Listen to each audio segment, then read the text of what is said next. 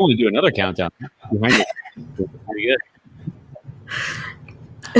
Hey, guess what? It's Doisp. We're playing Doisp today. To now is what I just said. To now. My name's David. Why are you flustered? Lots of things were happening behind the scenes. Are you just nervous about this game? Yeah, the penultimate one. Who wouldn't be? This is theoretically the second to last one we'll play. My name's, by the way, David. Is that what penultimate means? I thought it was like you had to do 20 more. I mean, we can. We don't have a hard date yet. Damn it. I'm hearing you enthusiastically sign up for 20 more. No. Well, maybe. Speaking of enthusiasm, what's this my favorite role-playing D&D partner's name again? You mean my real name or my Seraphina Tea Leaf? Both your real name and your Seraphina Tea Leaf. I'm Marisa, and you can also call me Risa, and I'm Seraphina Tea Leaf. Or Feeny Teeny. Teeny Feeny. Either one. Yeah. Also, you might have Strongheart is your name or something too. I'm a Strongheart clan member. Wait, that doesn't sound good. Oh boy. As long as you're not a wizard, you're fine. But yeah, I mean, I still don't quite understand what a Strongheart is, but I'm pretty sure I know what it means. Yeah, I mean, that's all that matters. I'm going to make a screen share of little map, perhaps. We had so many sound problems. I'm all messed up today. There we go. Guess what? That's what Phandalin looks like. You're already seeing it on your own screen. Marisa? Yes. Do you remember what was happening? Let's see. Xanth said goodbye to Xanth last time after let's see. Oh, you kind of soothed the heart of Dorthok the Thunderboar, who was possessing your orc friend, whose name I forgot. Yes. Hairnord? I don't know. Hangnar? I don't remember. I remember it reminded me of Hanger. Oh, Holgar. That was very different. Holgar was his name. Hanger, Holgar. I think as you left, everyone said, "Oh, we'll never forget you." So good thing we wrote it down. That's funny. We'll never forget him. No. He was. I think he had two other people from his, like the Tooth Ripper. Is that also a clan? Tribe? Who knows? Think so. Tribe. Yeah, sure. Mm-hmm. Group of really good friends.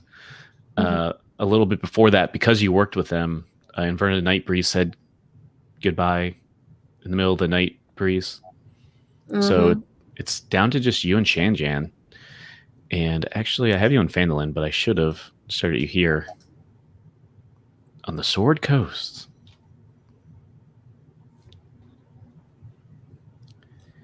You were. Let me see if I remember how to do this.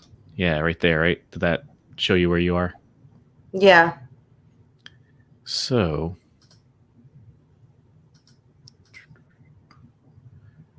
this square, if I can get it. Oh, I can't get it. Oh, there we go. That square is no longer there. You're at the Circle of Thunder. I assume. Oh, actually, I think Xanth. I think he said he led you to the edge of the forest and then kind of said his goodbyes. Didn't he just run away? If you remember, he teleported, and then that flock of fairies kind of went everywhere. He kind of turned into like I don't know, mist, like the morning, and it was as if the morning dew just evaporated before you, and said that he would return once he's found himself. And was heroic as you are, I think. I'm paraphrasing for sure, but yes, it was along those lines. And then, so yeah, interestingly, your whole thing was you had gone on that mission for Falcon, who lived here, way up there, to kind of get rid of these orcs for him, and he would pay you. Although you ended up joining with those orcs and actually fighting Falcon in the end. And I think he retreated, if I remember correctly. Although Sir Parator did not have a chance to retreat. But I assume you're going back to Phandalin, right? I guess so, yeah. Yeah. So it's probably been a couple days. And I will say this is let's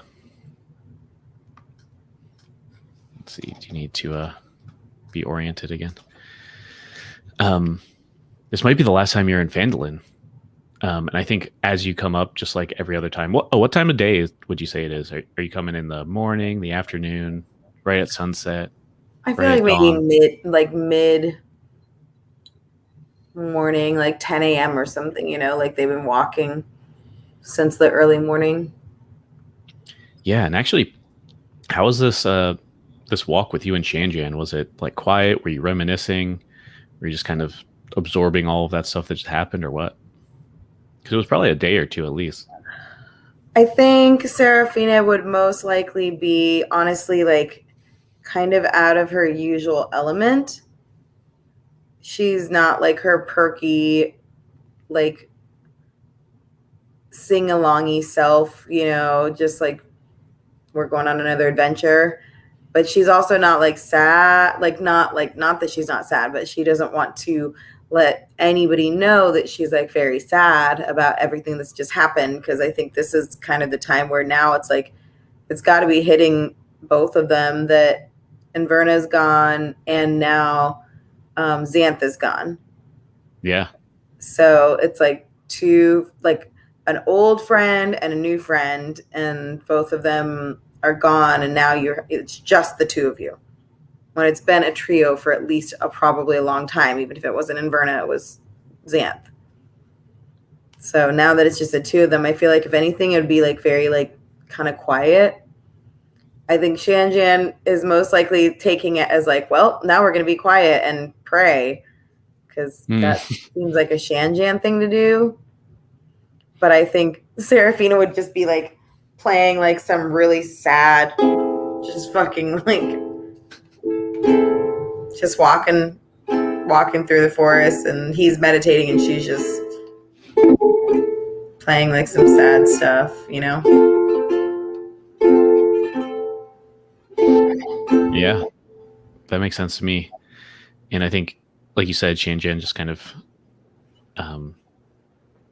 maybe he's just like rolling the dice every now and then, like way more often than he usually does, and just nodding sagely at the results. Yeah. But oh, this is a good view too. There we go. Excuse you. So as you come into Phandalin again, I guess through the south, that like the Miners Trail, I guess.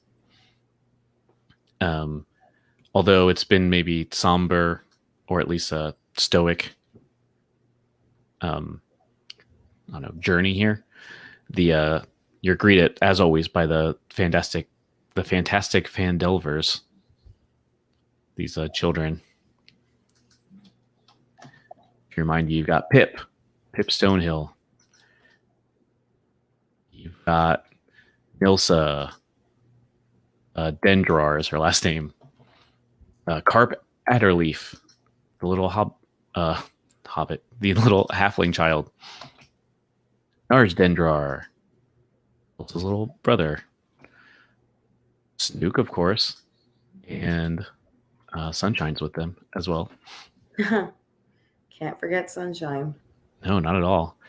One thing to note, though, is Snook looks pretty different. I think last time you saw him, you probably noted that his, like the picture here, it's a kind of a, I don't know, like a brown red kind of brick sort of color, and he was almost like pink last time you saw him, like his scales, and this time he's almost completely white. Like his scales have just changed color. Maybe there's like a hint of pink, maybe like a rose kind of about him. But yeah, they all greet you. I think who had it? Maybe both of them did.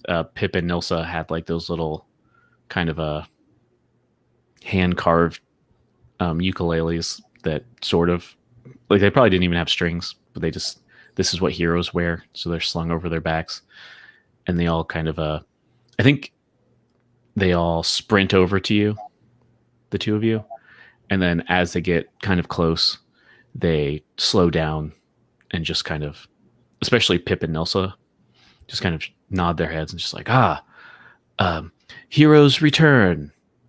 So greetings, fellow adventurers. That was Pip, right? Yeah, sure. Yes. Oh, I didn't know if you said somebody in particular. Maybe I just thought that was what you said. No, I like it. Yeah. Okay. So yes, so I think now at this point, Serafina she's in a weird, like, sensitive spot. So she kind of like opens her arms up and is like, warriors, this is a special halfling greeting, everyone. And then she like literally is just like basically just hugging everybody. Mm-hmm. Like, warrior greeting, and just like hugging and being like cute with everyone and like patting them on the heads and just make, I feel like she'd be a little more like caring and conscientious of like, how are you? Oh my God, you're so tall. Oh wow, look at you. Oh my, Snook, you just what a beautiful change. And just kind of, Yeah, and Snook really loves licking your hand, unlike any other animal we know. But yeah, I think he's when you praise his scales, he just kind of looks up and smiles with all these like pointy teeth. And then maybe she goes over to Nilsa and looks over at the magical ukulele on their backs and says like, oh my, are you all starting a tavern band? And just kind of like, hey, and all the kids laugh. She's like, well, magical ukuleles are very good at taverns, but they're also, a magical weapon that you can use against evil. And I think Serafina would say, just kind of get a little somber and say, well, sometimes you just can't fight all of the evil in the world, Nilsa, but we all can try. So, what else has been going on around here? And she's kind of like walking along the path, I think, at this point, and just like looking around and, seeing if there's been any changes since she's been gone.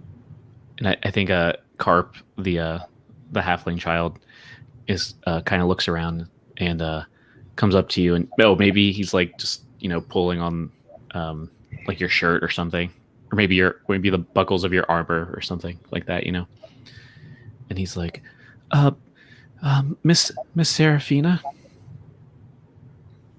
Well, of course, Carp. And then pinches his cheek and messes with his hair. Oh, and he just smiles and then like puts it back, although it was just as messy. And he says, Mrs. Serafina, where is Xanth and Inverna? And at this point, Serafina realizes she can't just charm her way through this situation. The kids obviously notice that 2 people are gone. So she has a choice to make. So she looks at Shanjan and back at the kids and says, I think a little more unceremoniously of her, just says, kids, sometimes in war, lives are moved and shift around. And people come and go. They have other battles to fight. Sometimes they have to go to a new place. And in this last battle, well, they all had to go somewhere else. So it is just the 2 of us now. and hopefully you all will accept that.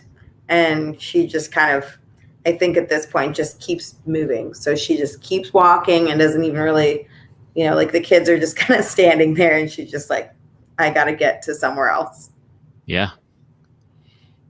I think they just all kind of are looking at each other like, what? What does that mean, huh? And yeah, where do you go to? I think I would probably go, I guess to Town Master, or no, to what's his name, Harbin Wester's home. Don't I get money or something? Um, yeah, maybe. I can't remember. Yeah. So let's see. Your quest that you went on was the Oh, Woodland expect him Manse. to reward me. Yeah. So yeah, there wasn't actually a reward for this. Falcon was going to give it to you himself. Because I believe you got the money from the Dragon Barrow before. Well, that's okay. I guess she has everything she needs. So Yeah, maybe. you do have quite a good cash supply, I guess. Yeah, exactly. That's why I was thinking maybe I'll just go spend it. There you go. And actually, as you're kind of maybe walking around the rest of the town, deciding what to do, it's kind of strange. There's not a lot of people out, especially for the middle of the day.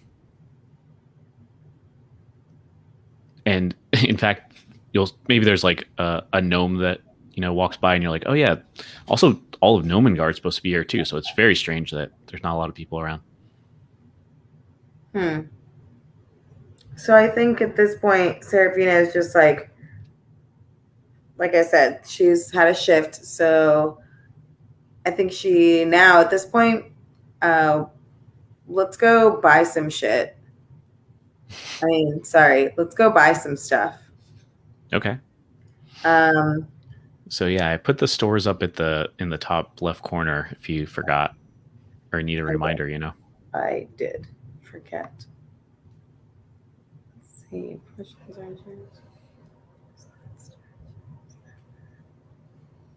Okay. So I want to go to, I guess, the Miners Exchange. I don't have like a lot of stuff on me.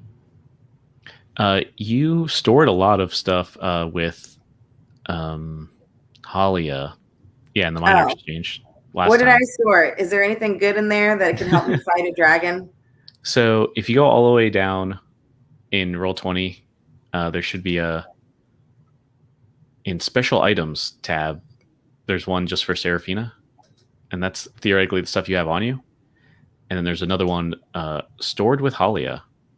So you actually put 3 things in there. I thought it was more, but you have that Dread Helm, the immovable rod, and the Pull of Collapsing with Halia. And then you do have roughly 1 million things on you. But they're not overly, these are all basically pocket stuff. Okay. I'm assuming I'm wearing cargo pants. Well, you have a backpack, at least. But I do love the idea of cargo pants over your leather armor too. Leather cargo pants. That's pretty amazing. Oh no, you were wearing a mithril shirt. That's right. It's like that chain that's almost like a dress on you, I guess. That was from Big Al's father, I think. Doesn't mean I can't have like cargo pants on though. Oh, absolutely not. Of course you do.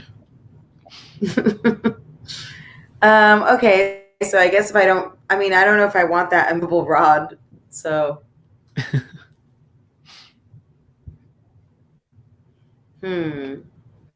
maybe I'll go to Lion Shield Coster.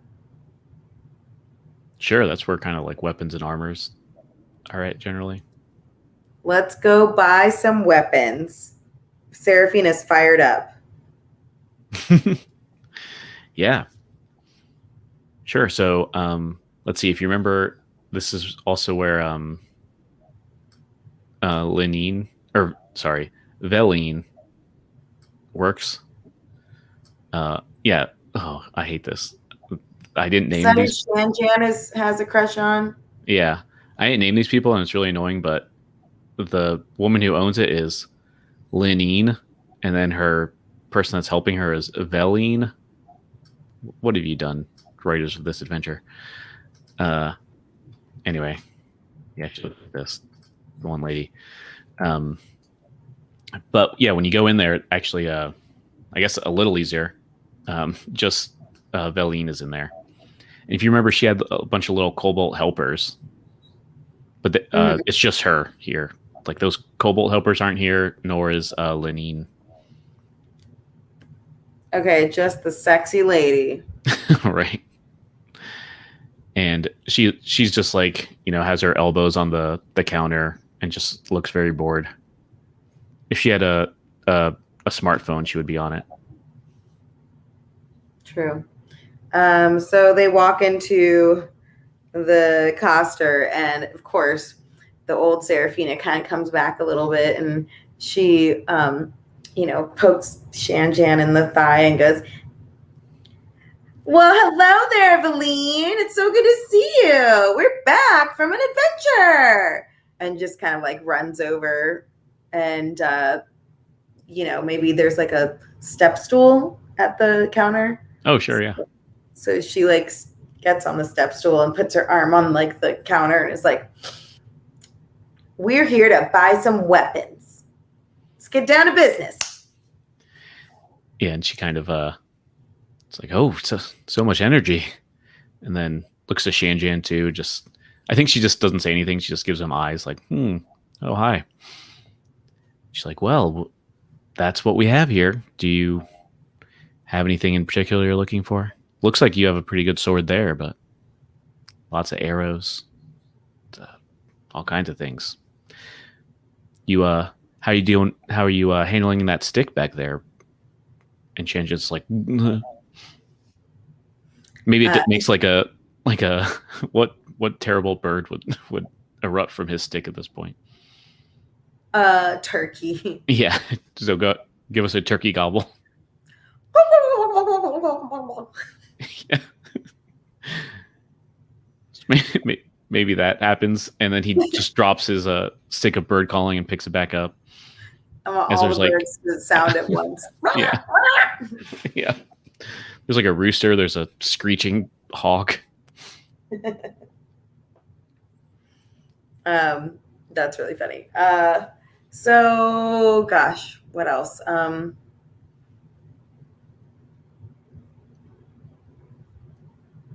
So then what do I have on me right now? Like, how many arrows do I have? Do I need more arrows? Should I get something heavier? Yeah, I don't know. I'm not the type of person that really cares about how many arrows you have. Like, you don't have to count them or anything. So if you want to just, give a gold piece or two, I think it's just one, buys 20 arrows, if I remember correctly, at least in previous editions. But okay. Yeah, you can just say that and just do the flavor of replenishing the arrows if you want. Mm-hmm. All right, so I'm here because, and she gets all like serious and gets in Valine's kind of like ear and is like, "I'm here because we're on a mission." And Serafina looks at Shanjan and she's just, she says, "There's a fire in me. Now that our friends have gone and it's just the two of us, we need to protect this town and protect this whole nation from the evil that roams in the skies." And I think Shanjan is just kind of like probably looking at her like, okay. And like, why are you telling her this? And then Serafina is just like, "I need arrows." And then she puts down a coin and then she says, "And I need to see your best dragon slaying weapons." And then puts down a bunch more coins. Well, remember you got that dragon slaying like blessed sword from that ghost too. That's true. And she's like, "Oh, well, We have arrows here for sure. I thought your and she looks at Shanjian. She says, I thought your girlfriend might have bought them all, but she left you some. But and Shanjian's just like, what girlfriend? What are you who are you mean? She's like, Valine is says, yeah, that other elf that you guys are hanging out with all the time. And he kind of Oh.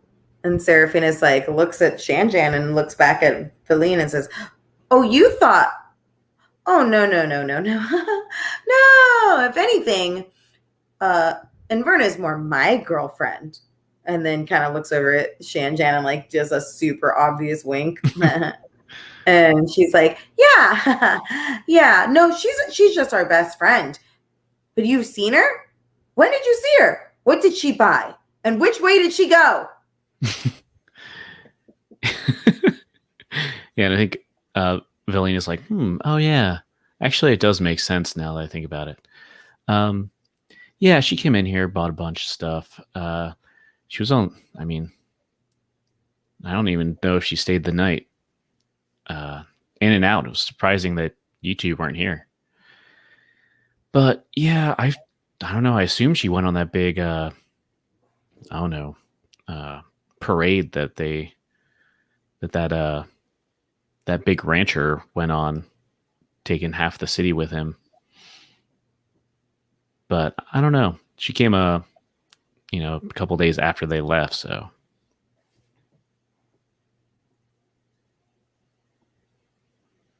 And goodbye. Sorry.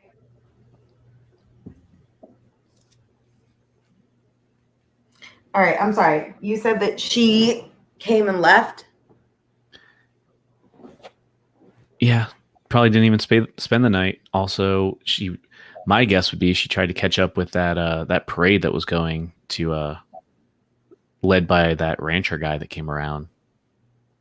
They're going to get some kind of dwarven place or something. I don't know. Wait a minute. Tell me more about this parade. And then she like reaches into her purse and is like, I mean, I don't have to buy weapons while I'm in here, right? I can also buy conversation. And she kind of looks down at the coin, looks back up, and she's like, oh, yeah, I mean, you can definitely buy conversation, but I don't know if I'm the person to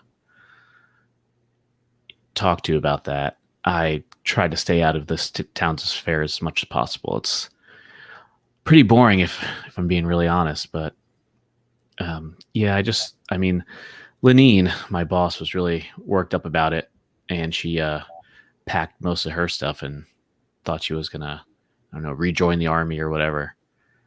But she riled up a lot of other people around here too, and a bunch of them went down. I think they hired mercenaries, Red Brands or something. But that was a while ago. That might have been actually. Yeah, she looks at Shanjan for a second. She's like, might have been not too long after the last time I saw you two. So the two of them just kind of like exchange glances, and then she says, well, if you don't mind telling me, which way were they marching? And do you know what they were marching for? I mean, again, I try to stay out of it. I don't know a lot. I think they were just going to a dwarf place. That's kind of all I know. Usually I depend on my delightful little creatures to tell me what's going on in the town, but they up and left, all except for Snook. And I mean, I lost him to those kids a long time ago. That does explain why there's no one here. Well, that is some interesting news, don't you think so, Shanjan? And I think you just catch him just kind of like staring at Valine, like with his head tilted slightly. He's like, oh, what? Yeah. Oh, yeah. It's true. There's lots of arrows. All right, Shanjan. Well, maybe keep an eye on the traffic outside. You know, horse traffic. Oh yeah. Okay. Mm-hmm. Right. So, Shanjan, if you're going to be so helpful, maybe you could, the very least, figure out which way these soldiers were going. Okay. So are you leaving the coster? Yeah, I don't think I have anything else to ask her. Okay. Yeah. So you Doesn't kind of sound like she has anything else to say. nah, not really. I think you kind of replenish your arrows and then head out. Okay. So yeah, I think just the impression you get is she doesn't really know the rumors going on here. Although Mm, those, she also said all of her Cobalt helpers just left or ran away. I think. right. All right. So I think at that point, she would probably go to the Stonehill Inn. Yeah. So she's like, all right, Oh, I have a Shanjan. picture for that. And then I think she just kind of like, they leave the lion shield. Mm-hmm. And as they're like outside walking around, she just looks up at Shanjan and she's like, you know, this is where we should go to the Stonehill after this. Because if we can't get information out of Aline, then we need to go where people are having one too many butter skulls, if you know what I mean. Wink, wink. And she's like, if we can have a nail and maybe sing a song, we can get some people chatting around here. I think that's a great idea. What do you think, Shanjan? And I'm not just using this as a chance to go get ale. Yes, I am. I think like he says, yeah, I wouldn't mind some ale. And he's like, wow, can't believe she remembered me. That's wow. Mhm. Well, I don't know. Did she remember you? Or did she remember Inverna? And she just kind of like teases him as she keeps walking. He's like, oh man, maybe you're right. But yeah, maybe you're having that conversation as you go into that the inn. And yeah, again, this place is, I mean, it's not a very big village to begin with, but there's usually some patrons in here. And I think just the only one here, there's just like one person, just at one staff member who, of course, you remember Elsa, this lady. And there's just one, patron. It's your favorite cousin. Hobby Basil. So yeah, I don't think she's like overly drunk this time. She's just kind of like maybe the two of them are talking. That's interesting. They're just like sitting at the table, just kind of chatting with each other.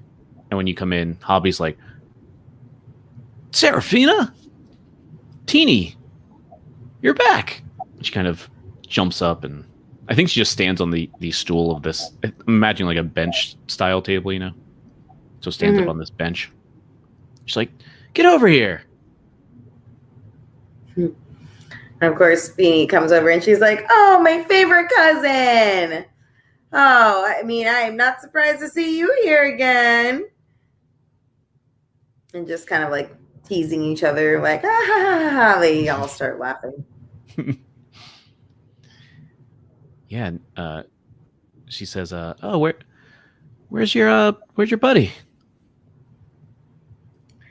And Serafina gets like immediately serious and, slides into the like seat next to Elsa, I guess. And so I would assume Shanjan would sit down at that point too. Mm-hmm. And she says, well, that's why we're here. That, and of course, to say hello to you beautiful ladies, and maybe a pint of ale. But seriously, ale. Yeah, and I think Elsa stands up and she's like, well, don't worry, honey, I got you covered. And she gets up and So starts pouring a mug for the two of you. perfect.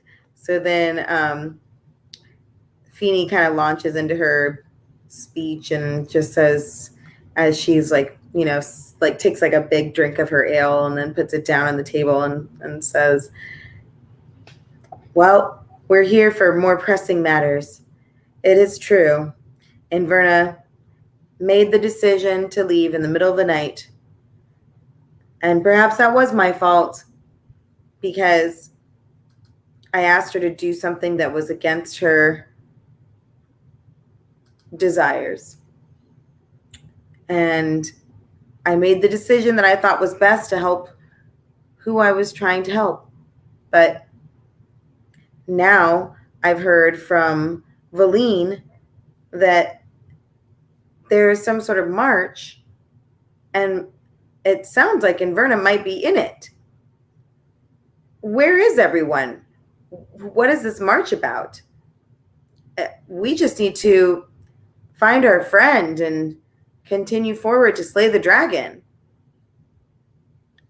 Yeah, and Hobby's like, oh yeah, bunch of people. That rancher guy from Butterskull, Big Al, he came around, and he said, there's, I guess on that quest board there was something about a dwarven fortress that could be used to protect people against this dragon if it comes around, and a bunch of people decide to go over there and kind of clear out the keep, the castle. I don't know. I've never met a lot of dwarves, but whatever that thing was. So just in case, all the people here and all the new gnomes in town have a place to go in case the dragon comes over here. And then I think Elsa comes and drops the ale down, and she's like, "Oh, but honey, you're a friend. Nope. How's the southern accent work? Mm-hmm. Hey, y'all, don't worry. I wouldn't worry about your friend marching over down with them. She was here for a little bit. She got one drink and then left, and she was here. I mean, a few days after they all left. Didn't seem like she had the I don't know, seemed too interested in any things going on or going marching down or doing anything that happened recently. I don't even know if she knows about that whole thing. But she did seem determined. She's going somewhere, but my money wouldn't be with Big Al or any of them. So you think Inverna had her own mission? Oh, well.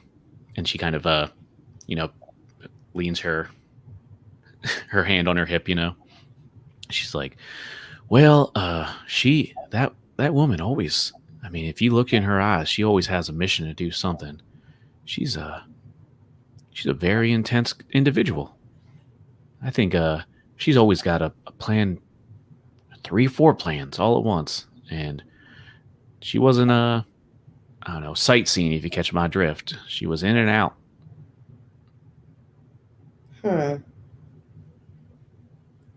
Well, so this place that everyone is going to, it's a shelter or a fortress of some sort? She's like, yeah, that's what they say. There was I'm sure you know about that quest board over there. There was it must have still been here when you were here last, but there was a quest to, I don't know, clear out this old fortress down the south in the mountains there.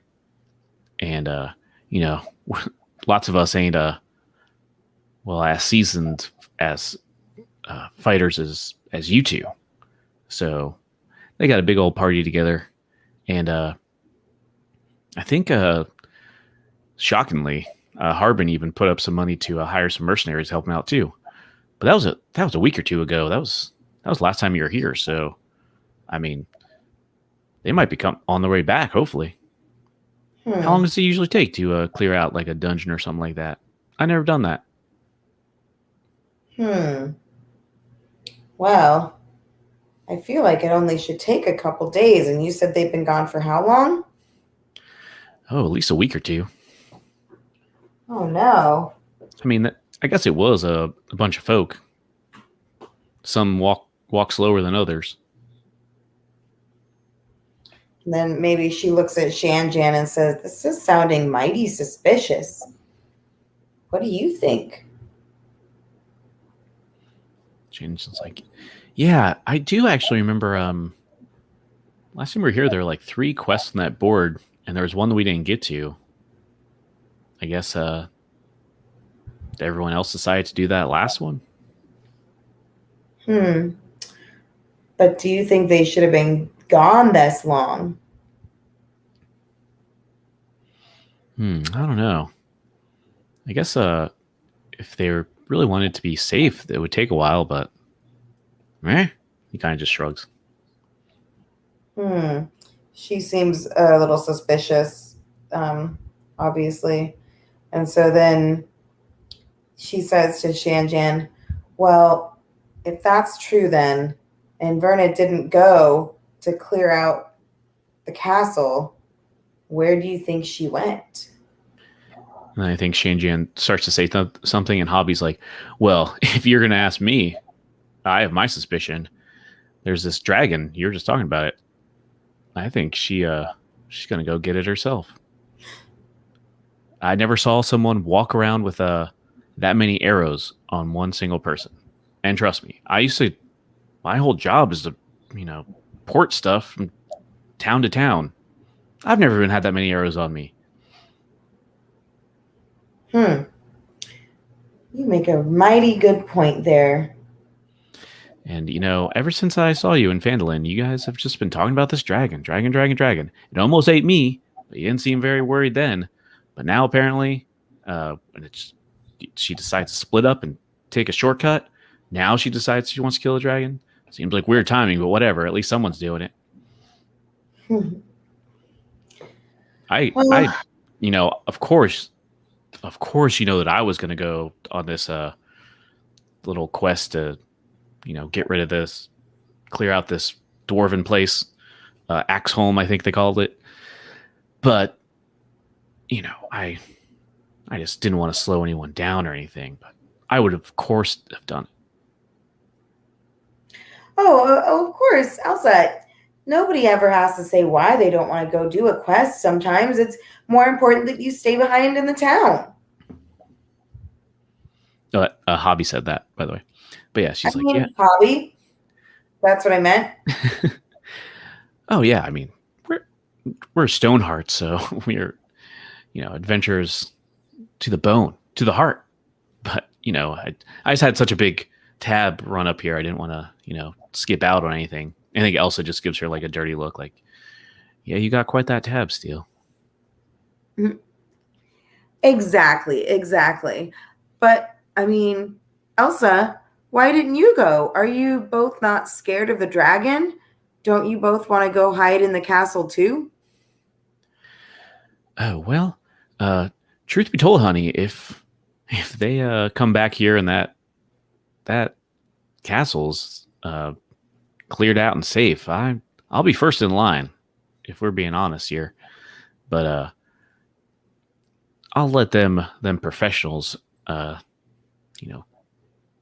clear the way first. But old Topin went there. He's getting up there in age, but I don't know. I got to respect him. He did leave it in the care of his wife, the inn here with his wife and myself, I guess. That is true. And I think at this point, maybe now her wheels are turning. She says, she finishes her beer and she's like, all right, Shanjan, it's time for us to make a plan. And then she giggles. Oh man, this really brings me back to the old days when we were soldiers in the war. It was just me and you, making friends, flirting around. drinking ale from And town to town. yeah, and I think Shanjian's like, well, you're the one flirting around more than me, but those were good times. Well, I think it's time that we have one more ale, make a plan, and then get to work. Yeah, so maybe you, like there's another round, and Hobby's just like, oh, I'll pay for this one. Just put it on my tab. And Elsa just like rolls her eyes, but gets 3 beers for everybody, and she probably sits down with one too. Why not? And let's see. I think maybe as you're, I don't know if you had a specific thing to say, but maybe if the conversation just continues, one thing that comes up to is Hobby says, oh, one thing you got to watch out for. So these two, these two awful people came through. I would try to stay away from them. They're in the other bar, I think, thankfully, but no, I don't like these two at all. You got to watch out for them. And Elsa's like, oh, well, I know the Seraphinas met these two before. These two are part of the Stone Cold Reavers, they call them. They're supposed to be adventurers too, but they ain't got a heroic bone in their body. They're the worst sort of adventurers. I think Seraphina already knows to stay clear of them. I'm just glad their whole crew ain't here, just the two of them for once. The Reavers were the people from the house. I don't remember. Yeah, they're in the like near the very beginning. They were like the bullies that were always like at the quest board too, and just like, we're too good for any of these quests. These suck. Right. And then at some point they're just like, well, we're just moving on to another place. There's no money or good stuff here. Apparently 2 of them are back of the 5.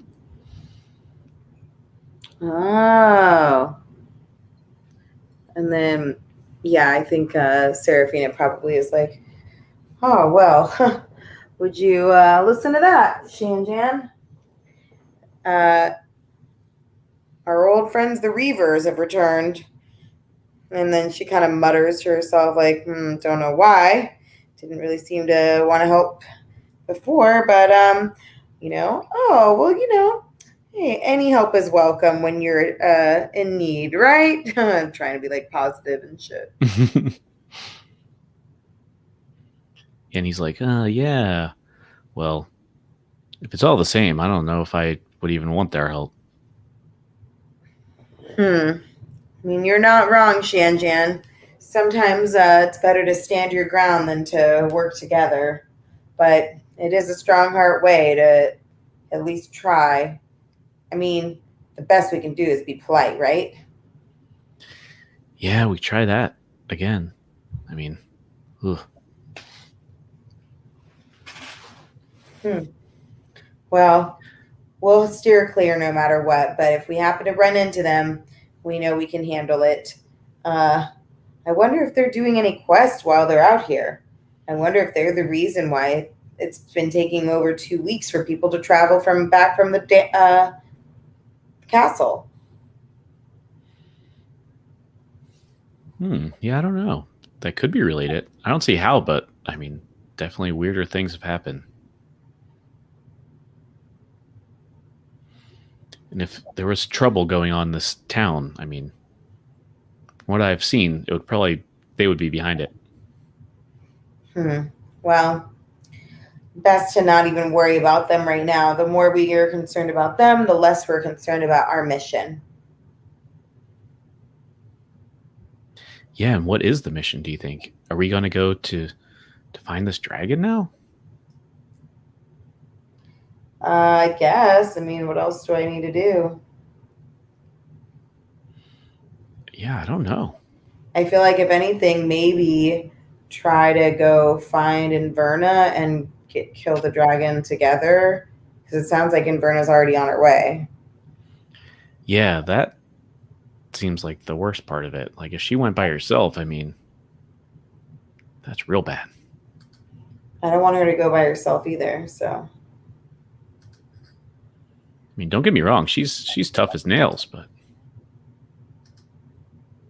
I mean, it is a dragon. Exactly. So yeah, I guess an ice dragon. Is there any place that sells coats here? We're probably gonna need some furs or something. I don't want to. You remember? And then maybe he just pauses for a second, like shivers. He's like, and almost kind of like leans down and whispers. And Hobby's just like also trying to be polite, but like leaning in, like, "Ooh, I want to hear this." But he's like, "Yeah, when in the war of the Silver March is when we saw those other white dragons. They just when they flew over us, it was like the coldest day that I've ever had. It just brought me right back, and that was just being under them on the battlefield. If we're gonna be face to face with one, I can't imagine." And he kind of looks around and just like it's the middle of summer. It's almost midsummer, and it feels like almost winter here, and it's miles and miles away.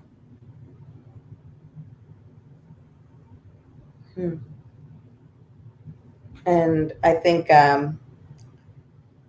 Seraphina at that point would probably like look at Hobby and say, "No, he's right. We need to find furs because that day that we felt that dragon, it was more than what Shanjan even said. It wasn't just the longest day, but it was the coldest day. A day that you could feel it in your bones. And there are times at night that I wake up with that same chill. And the last thing you want, Hobby, is to be here if that happens. So the two of you must consider going to the castle if it's empty. But in the meantime, we need to find furs and things to put around our boots and maybe even long johns. Where can we find these things?" Yeah, and Elsa's says, "Oh well, yeah, probably the best place to go would be probably Barthen's, the general store.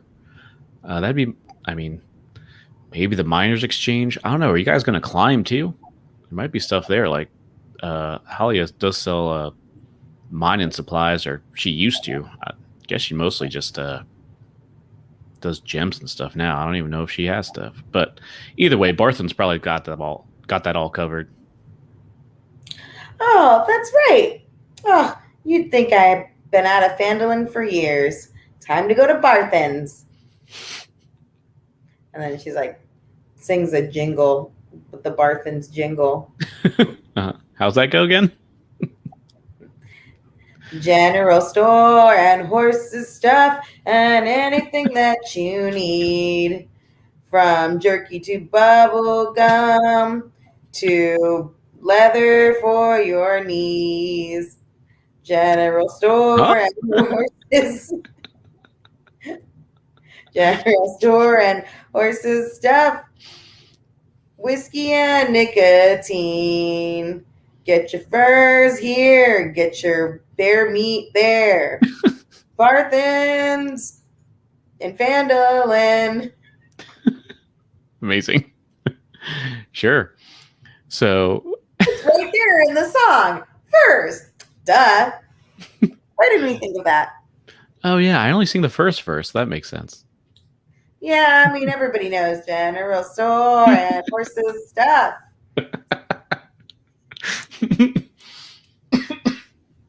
All right. So yeah, I think yeah, I mean, this isn't a huge scene. So you go to this general store. If you remember, there are these two strapping young lads. One's a human and one's a halfling. Their names are Ander and Thistle.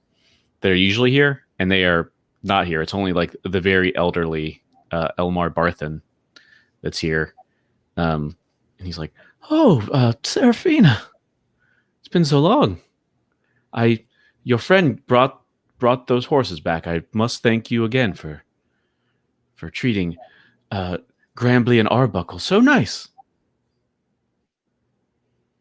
Oh, well, I truly do appreciate you, Mr. Elmar. So, where are the boys? Are they perhaps out on that mission as well? Oh, yes, yes. Big Al, well, recruited them right up. I couldn't talk them out of it. So, if you need anything, well, then he looks at you. I was going to say anything on a tall shelf, but we both might be at a disadvantage here. Ah, that's okay. That's why I brought my friend Shan Jan. He's like, I sure am tall, I guess.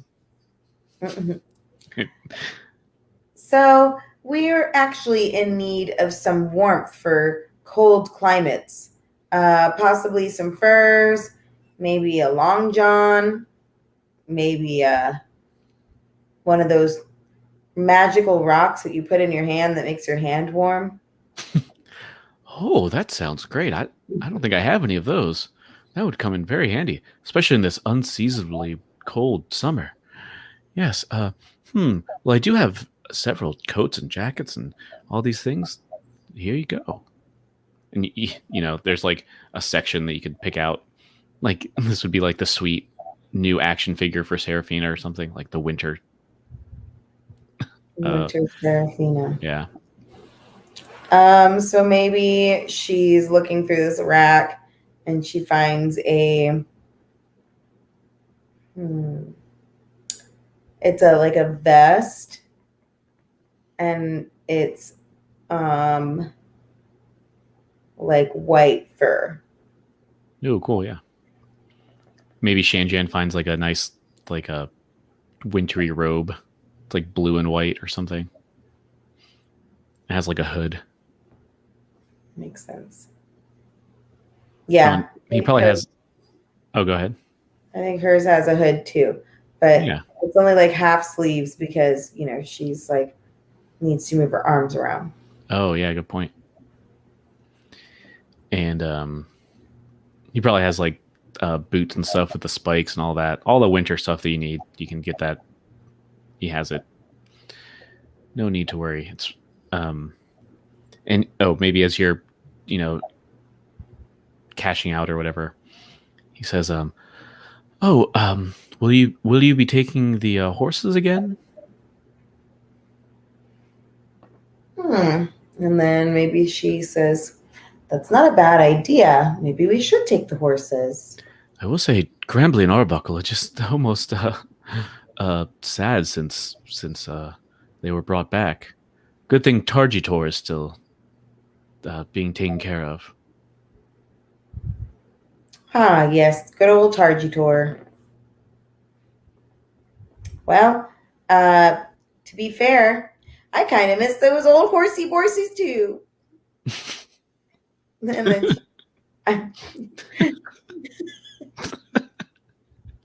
He kind of raises an eyebrow, like, Horsey boysies. There you go. That one's better. I miss those old horsey boysies too. Saved it. I thought that was better. I don't know. And then so she's like, what do you say, Shanjan? Reunite with Grambly and Arbuckle? And he just like, heck yeah. I don't know. But the bit of information here I'm trying to convey is that someone dropped off these horses but kept Targitor for themselves. Yeah, I thought that was right. Yeah. Somebody kept Targitor. Could have been anybody. Who? Oh.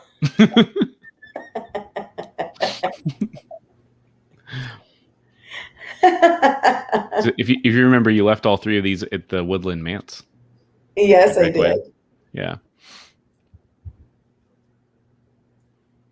All right, but yeah, is there anything else you think you might need to buy here? I guess like if you need rope or something, I guess maybe buy some rope. Maybe some rope, maybe a little bit of snacks, Oh, that's a good point. I think I'm going to take a cue from Dungeon World here because going grocery shopping is boring in real life, let alone in fiction. So, you can put somewhere that you just have like supplies and just use them 5 times. And when you use it the 5th time, you've used all your wintry supplies. Does that sound fair? Supplies are great. Cool. You mean you don't want me to say jerky, beef, turkey? I was talking about the winter stuff, like rope, a hook to put a rope in. Cheese. I assume you're buying food too. Water in a canister. I assume it's in a canister. Rope, a hook, those snowshoes that look kind of like rackets, tennis rackets. Yeah, so you don't have to name them now, just whenever you think socks, you need them. Mittens. Cool. So yeah, anything else here?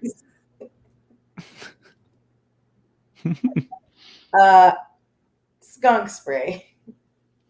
A scarf. Wait, a scarf. Horse feed. You gotta eat. Oh my God. Wow. He's like, well, there's 8 right there. All right. I'm done now.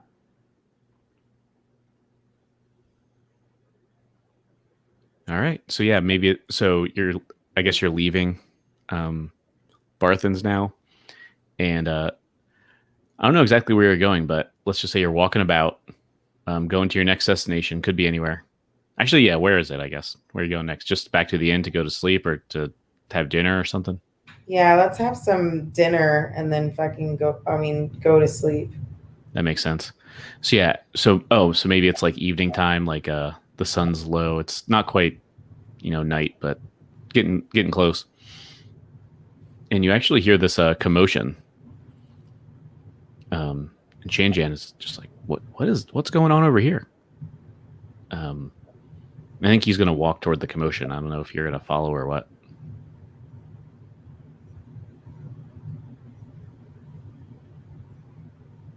Yeah, I'm going to follow. Okay. I was like, sorry, I was waiting for you to say something. Yeah, and in fact, as you start walking over there, you hear Carp yell, like scream. Hi. Okay. Hello. Come on.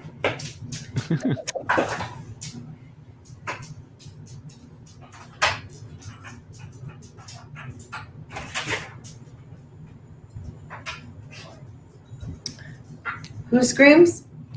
A child, Carp, probably. Oh no. So yeah, so now Seraphina is running towards where this scream is going. Yeah.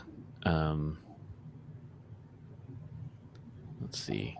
I don't know if there'd be any interesting place. Oh, maybe just in front of the quest board thing in the townmaster's hall. Mm-hmm. So that's like in the background, but you see the Carp on the ground, and these 2 adults are standing over all these people or all these children, and I think Nilsa is just like, all right, you better take that back, to these 2 adults, and kind of takes out her basically like wooden sword, Mm-hmm. And in fact, I'll show you these 2 people. It's a man and a woman. You see that guy? Yeah, he looks terrible. Yeah. And this woman. Not hot. Laggard. Yeah, kind of. And they're they're probably wearing like wintry kind of clothes too, I guess. Unlike that picture, probably a little bit. But this guy in particular is just kind of laughing, like, "Boy, there, little squirt, you're gonna poke me with that little splinter?" He's like, "Oh God," and just looks to the woman and just like, like, "Can you believe this?" And the woman's just, I feel, as you're approaching, just has no, like, a expressionless face, not even, as almost like she's just like sleeping, almost just observing everything happening, or like sleepwalking, I guess I should say. And he's like, all right, well, I'm just saying that cat's the ugliest goddamn thing I've ever seen, and I don't want it around here. You got about 3 seconds, kid. And Carp just is still like he's just crying. It's like, but no, Sunshine is so he's the prettiest cat. Like you can't talk to him like that. And he's like, well, whatever. And he's gonna kick this cat. And that's when you come in. I think Serafina like swoops in and kind of like does one of these motions where she scoops the cart behind her, and she immediately goes to like kick his leg as he's kicking the cat. So she just like takes her leg and like kind of like buckles in his knee, you know. Oh, nice. Yeah, make an attack roll. Let's see how well you do. You know how to do this, right? I think so. So your character token is on the little screen. So if you hold shift and double click it, it'll bring up your sheet. Oh yeah. And then from there, I guess I don't think I have an unarmed attack for you. So what do I hit now? Yeah, I guess this would really just be shucks. I didn't think you would ever make an unarmed attack. I didn't make it for you. I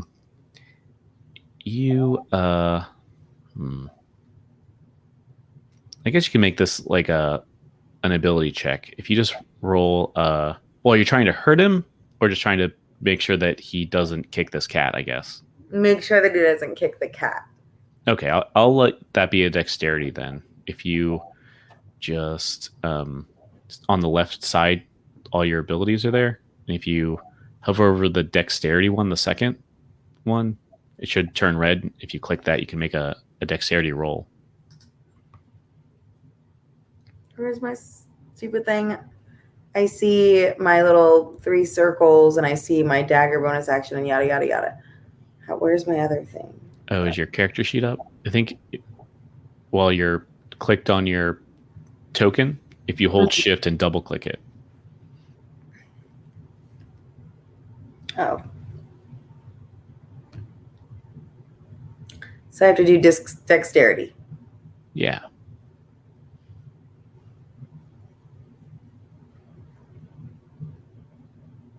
Oh, that was a dexterity save, but wait, you're fine. How was I supposed to do a dexterity thingy? No, you're okay because it's just 3 more. So just subtract 3 from this, which is either way still outrageous. So you got an 18 instead of a 21, which is a very good roll. So so you said you wanted to kind of make his knee buckle. So yeah, I love that.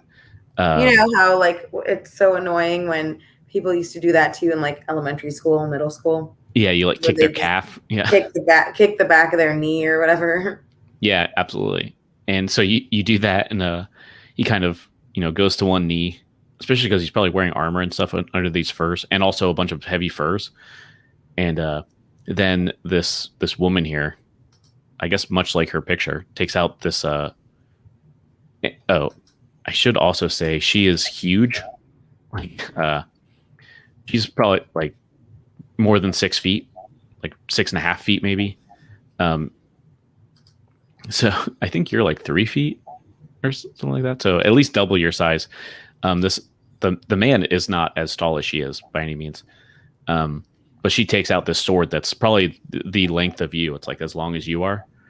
And now she actually has an expression like she's very mad. And this guy kind of from one knee kind of just starts laughing, just like, oh God. Oh wow. I remember you. You're that little lady trying to get quests and things. And he kind of puts his arm up to this woman. It's like, put your steel away. She ain't nothing. And he kind of, labors, gets back up, and he's like, that was good though. That's a sneak attack. You're something else. It's been a while. I can see you've been practicing, doing something. Well, I remember you too. And you know what? it's not necessarily a sneak attack as much as it is a manners check, sir, because you are these are my friends in my town here, and you're disrespecting these kids by teaching them violence and on an animal for shame. For shame. And he's like, he looks at Nilsa with her. She's still like holding this wooden sword, and he's like, I think they've kind of got violence down already. I'm not gonna influence too much there. But hey, I'm glad you took a town. That's pretty good. It's always good to have a base of operations, but hey, we're all treasure hunters here. I didn't mean to upset you. I didn't know that these kids were yours or whatever. Here, and he kind of reaches into his pocket, or maybe like just reaches in his pocket, whatever, and just like throws like a handful of gold coins at you. Like one of them probably hits you in the face, and he's like, "Yeah, we're all even. Don't worry about it. There's a. I don't want to start any trouble." And the tall woman is just like, Barlow, you shouldn't be giving coins out like that.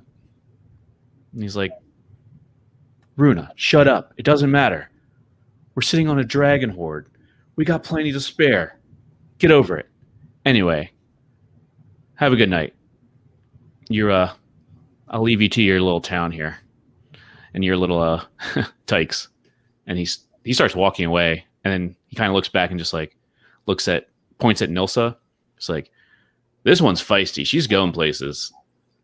You might be a stone cold reaver next time I come back, little kid. And Carp's like still crying. And they walk away unless you do anything.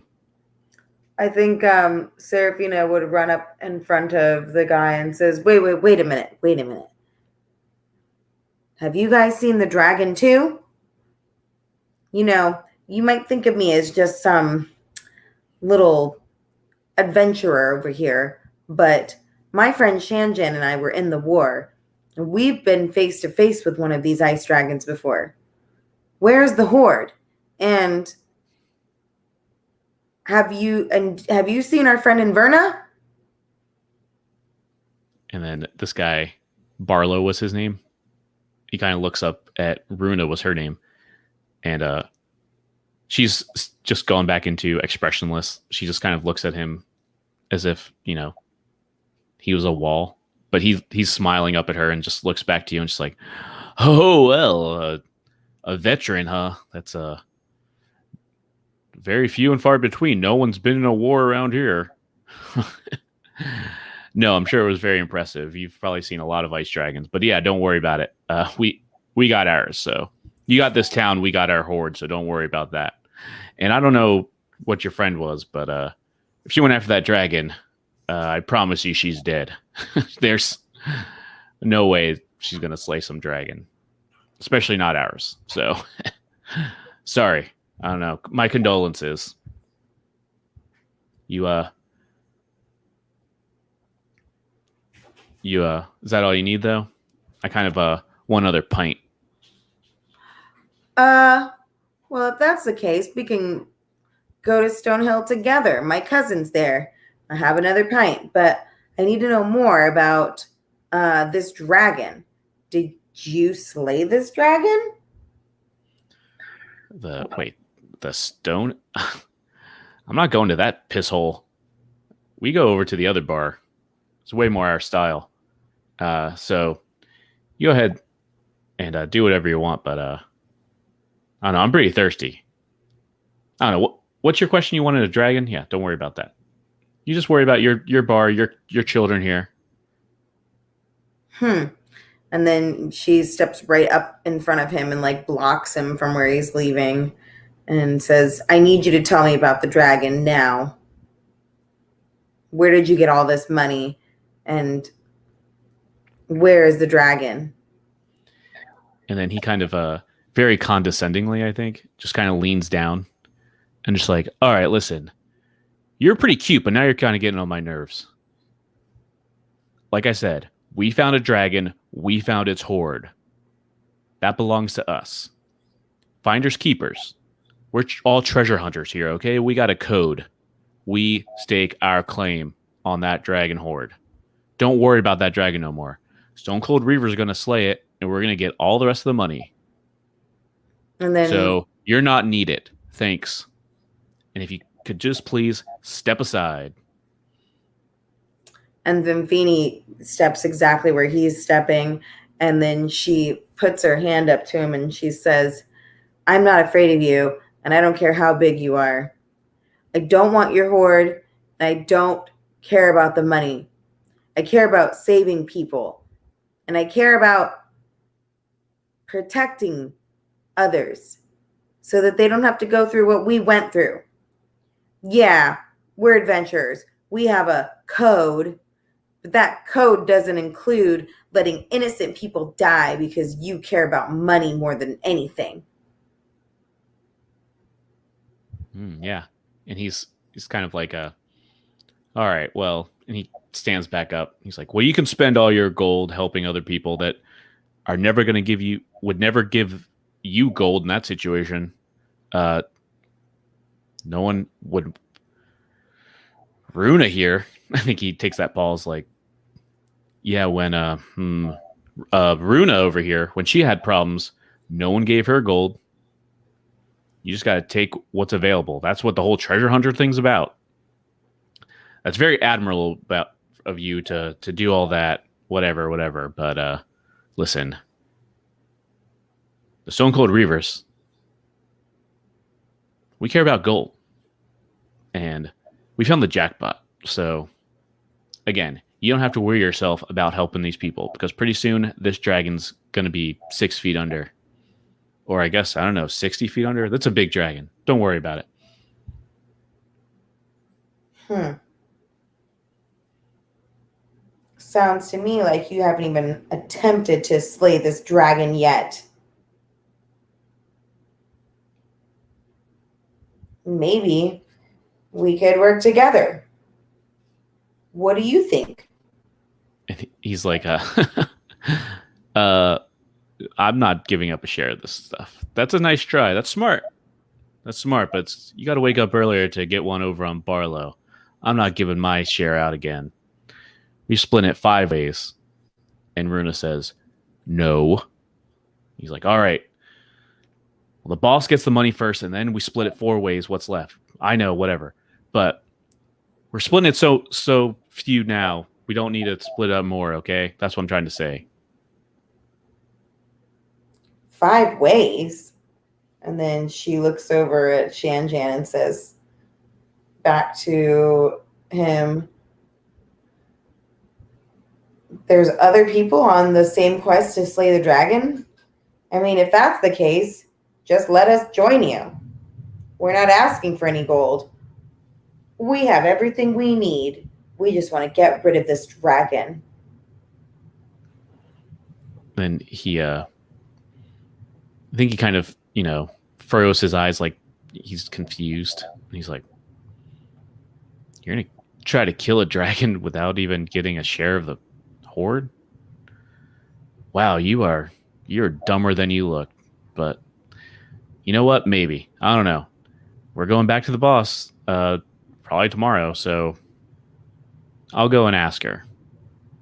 I'll get back to you. I mean, you look pretty weak and pathetic, and we know you're stupid, but hey, dragon bait's dragon bait. I mean, I vote for you. But I'll put a good word in for you. But like I said, I'm going to leave tomorrow morning, so I want to get a head start on that drink. If you could get out of my way, please. But wait, one last thing. He just rolls his eyes dramatically. You said your boss was a she. Is your boss perhaps a tall elf that possibly looks like she's from the Wild West?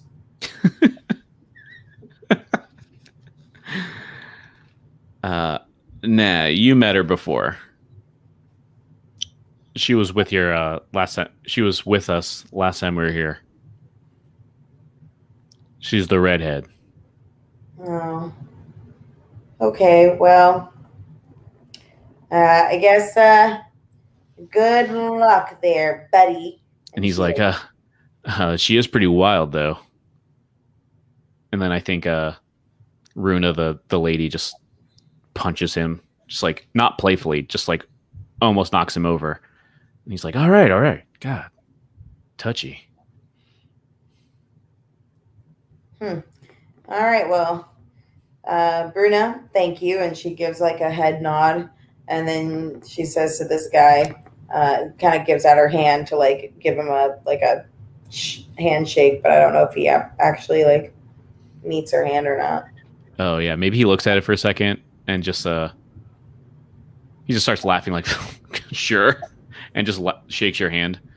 It's like so tiny, so tiny. You have a fine night, little thing. All right. So then I think at that point, Feeny and Shanjan probably continue their trek back to the. Yeah, I think when they leave, you look back and Shanjan's just like comforting Carp. Maybe he's like healed him, even though I don't think Carp was actually hurt, but Right. and Nilsa kind of puts her like wooden sword back in the her belt, Mm-hmm. and she's Yeah. like, "Thanks for that assist, Seraphina. Those people were truly evil. I'm glad they said they're leaving tomorrow." And then, of course, I think Seraphina at that point is just like, well, you did a wonderful job of protecting everyone, Nilsa. Keep up the good work, soldier. And then kind of like gives her like a nice, like, like a half arm hug. And Yeah, I love it. and Yeah, then, and Pip's like, "Yeah, I mean, they're lucky that they're leaving. If they stayed here another day, we would have probably vanquished them." and I think she's like, oh, I believe it. I believe you 100%. I know you kids would take care of this town if good old Feeny isn't here.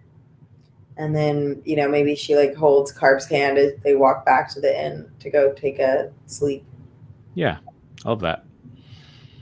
So yeah, so then, do you just kind of all retire after that? I think so. Yeah,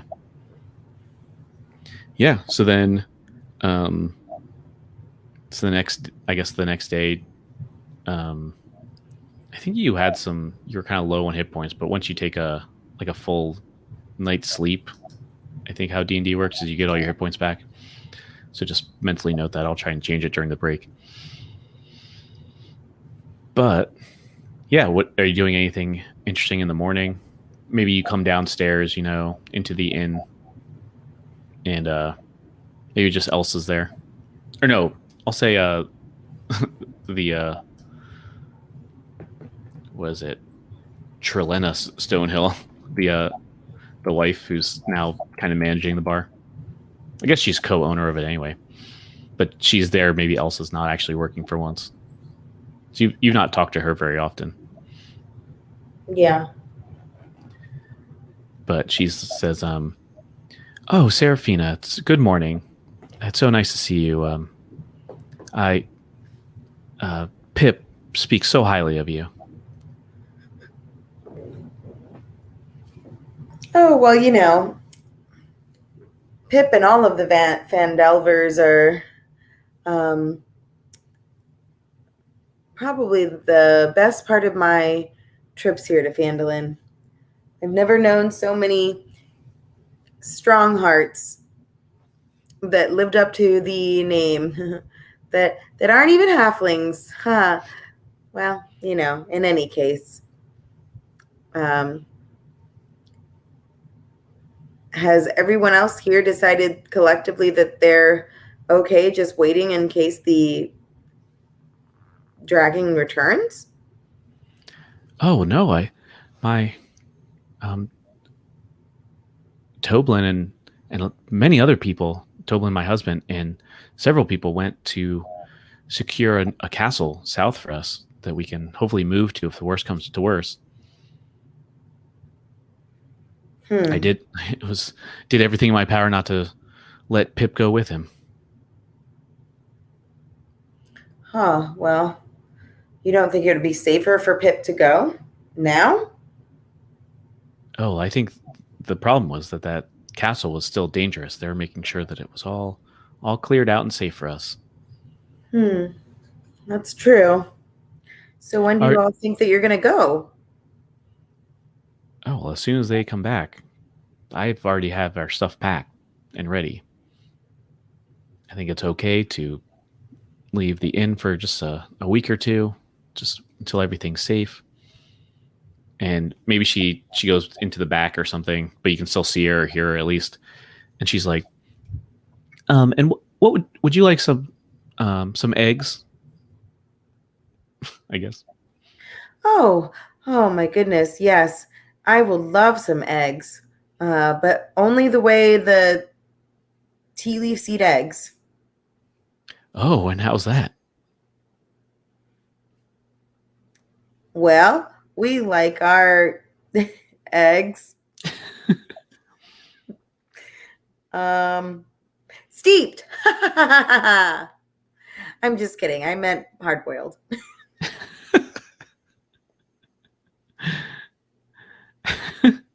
She's like, oh well, that's great. I've already started boiling one for Pip too. He's when he comes back from um, Nilsa and Nars's place, um, he always likes to have that when he comes back, and Ah, he's well. gonna he'll adore that you're both having the same thing.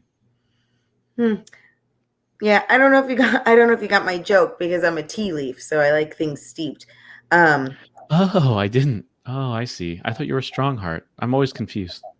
I'm a tea leaf, but also a Ah, strong yeah. heart. Just Oh, the well, that strong heart doesn't clear it family. up. The strong heart family. But on a serious note, do you have some tea? That is how I start my mornings. Oh, that sounds splendid. I'll start brewing some now. Ah, please, yes, Trilinda, join me for some tea, Linda. Some tea. She's like, oh, good one. Yay, I'm the funniest in the morning. Um, and then maybe she says, but since it's just me and you, before my friend Shanjan comes downstairs, um, I want to know if you've seen my friend Inverna because I know it's been hurting my friend. Yes, it's been really bothering him that our friend isn't gone. And my worst fear is that she's gone after the dragon, and now the Reavers are also going after the dragon. And I am now at a loss for who to help. Yeah, maybe she comes and sits down. Maybe she gives you like an orange juice or something. Who knows if oranges exist? Oh, an apple juice. There we go. They're right on an apple orchard. So some good morning apple juice. And she says, yeah, it's been very hard since my husband's been gone for a couple weeks too. I think I understand. Um, I did see your friend, um, Madame Elf, Inferna. She came here just very briefly. She seemed sad. Hmm. Sadder than usual? I suppose so. Well, uh, hmm. I just don't know what to do. I want to help slay the dragon, but I'm more concerned if my friend went alone. I mean, I just don't know what I would do if I didn't have backup during battles.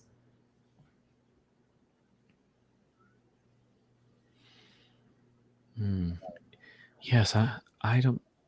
I've never. Well, not fought anyone unless I had to. Uh, Taverns can get strange sometimes. I'm sure you know, but no, I understand that must be very hard.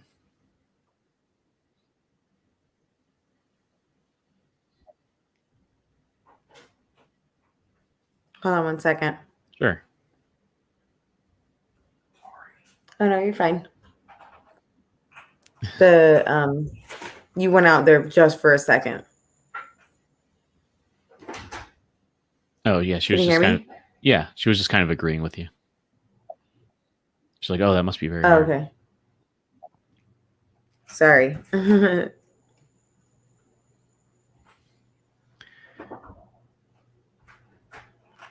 Oh, sorry. The Roku just came back on.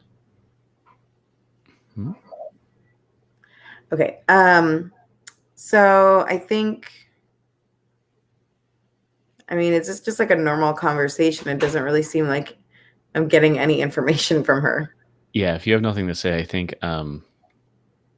this woman kind of comes in. I think you met once near the beginning. This was she's another halfling. Kelleen is her name, but she kind of runs in with holding Carp's hand. This is his mother, Hmm. and she looked very worried, and she kind of as if you're like not even here, just like runs over to the woman, Trilinda, and it's just like, I'm so sorry.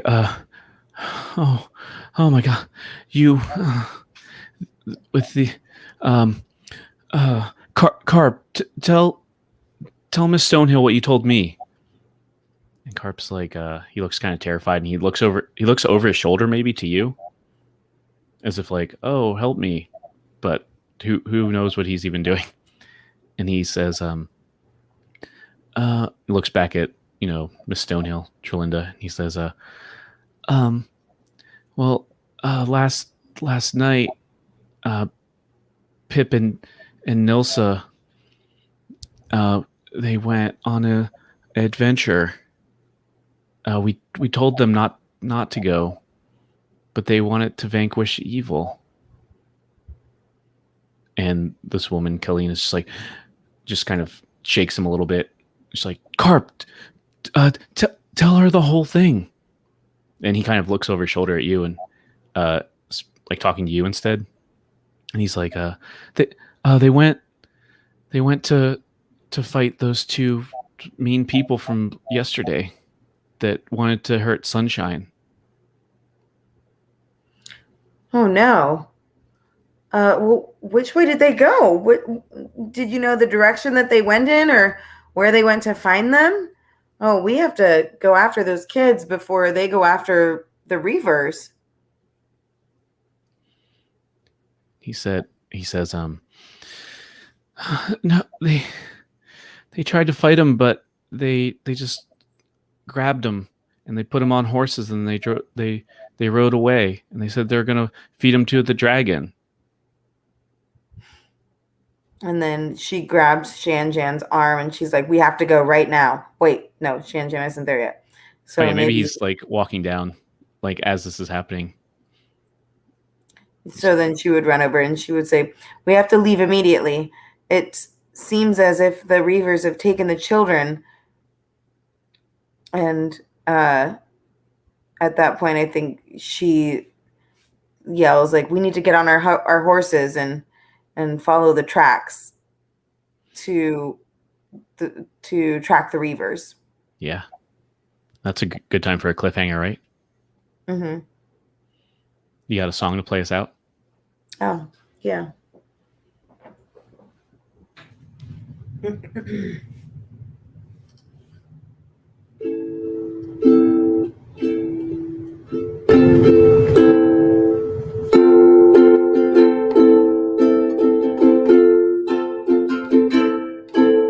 They took the children, the Reavers, these bad people, the Reavers. They say they're gonna fight a dragon, but we don't know where they have gone. Reavers are the worst people. They're gonna take your money. They're gonna take your kids, and they're gonna leave you nothing. They only care about themselves. The Reavers, they only want to make you mad. The Reavers, they want to steal your gold. The Reavers, they're bad people. The Reavers. We gotta go save them, Shanjan. All right. All right, well, let's grab our horses and head out. We have to save the children before something bad happens to them. The Reavers. Ooh, spooky. All right, let's take a little break. Okay.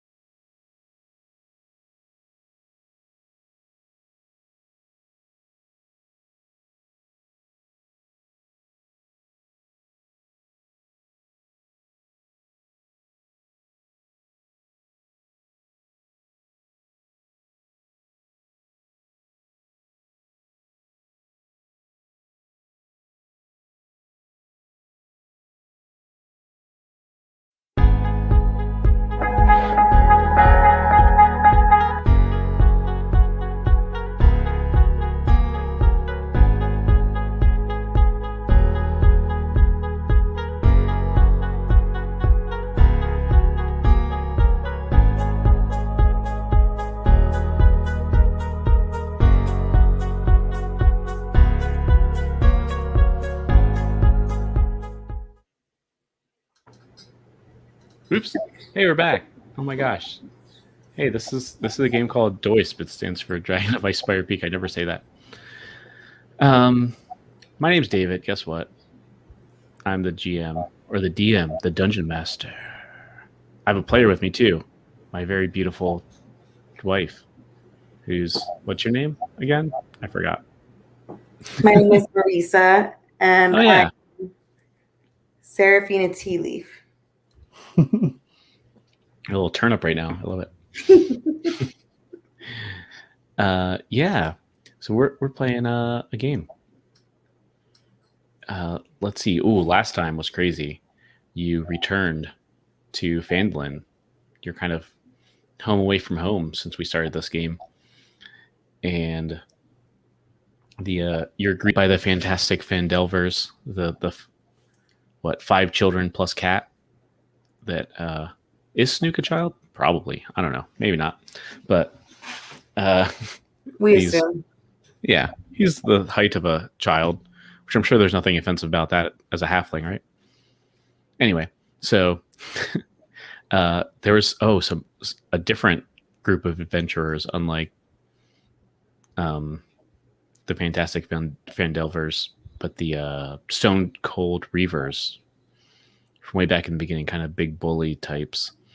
2 of them are here and were doing what they do. They were being bullies and almost kicked this cat, Sunshine, the mascot.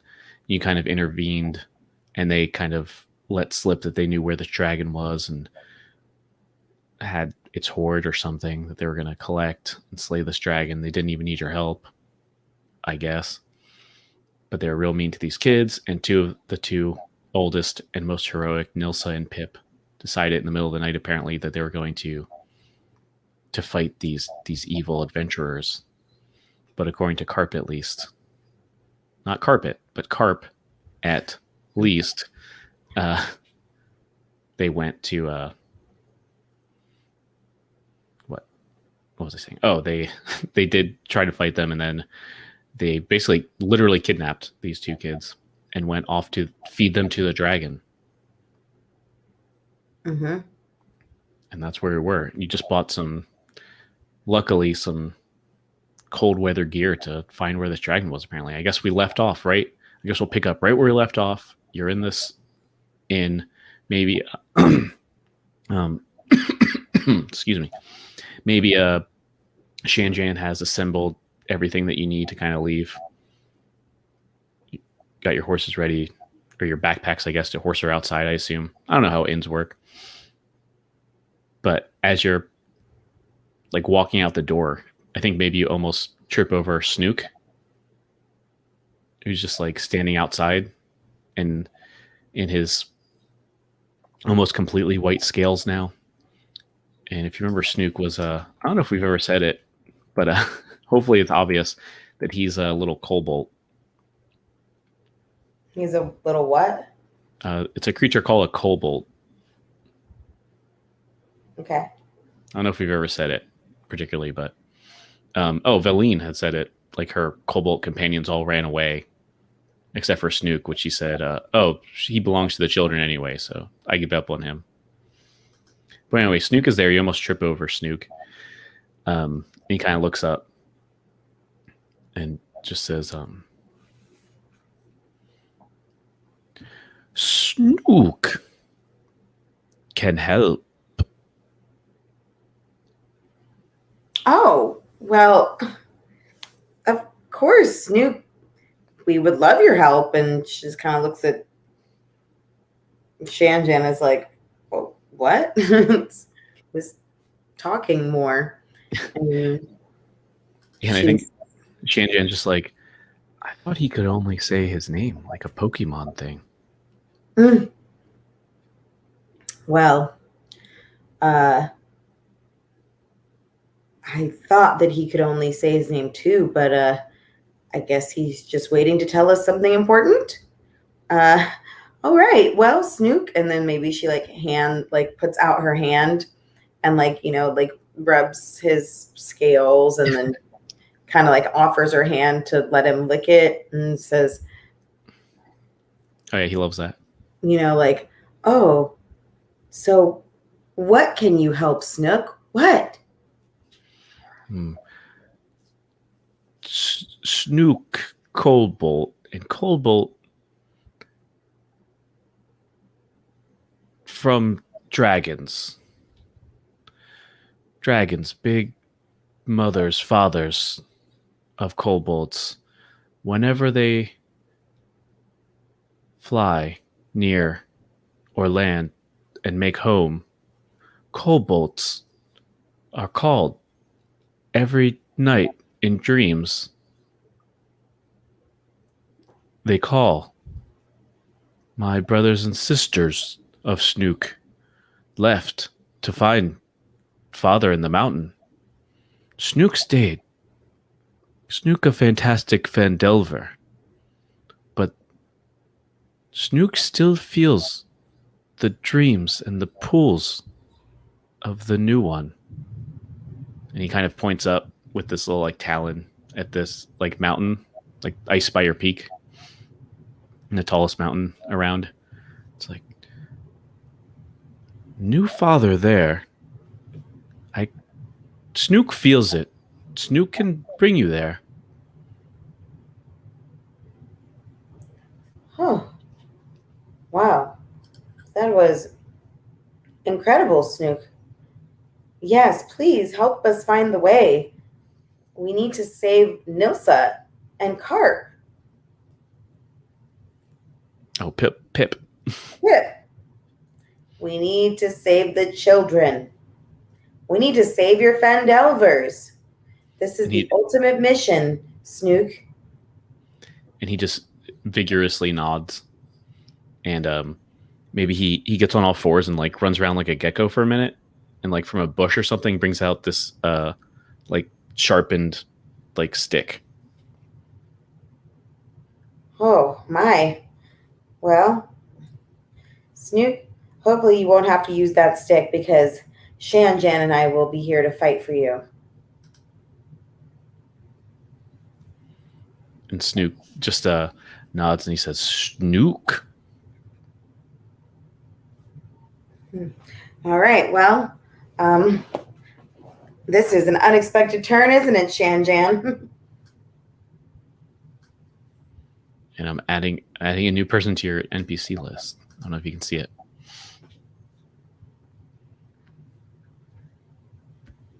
Oh. Snook. I tried to find a white one, but that's all I could do. All right. So yeah, I think you get. I assume you've already gotten into your wintry gear and everything. And so is the idea to go right to the dragon's lair? I think it's to try to save the kids on the way, right? Yeah. Because let's see, you do know that the Stone Cold Reavers theoretically know where this dragon is. They know where its hoard is, and they're going to feed these kids to the dragon. At least that's what they're threatening. So we're back on the overland map here. And this is where Ice Spire Peak is. So I think it's going to be like a mountain climby kind of situation here. Good thing I got all my rope and my spikes and my hooks and my other things. Heck yeah. So let me bring you to another page. There, you can see that, right? Yep.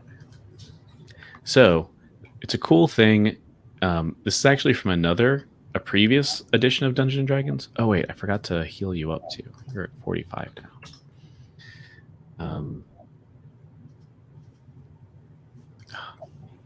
So what's your speed? I think it's 25, right?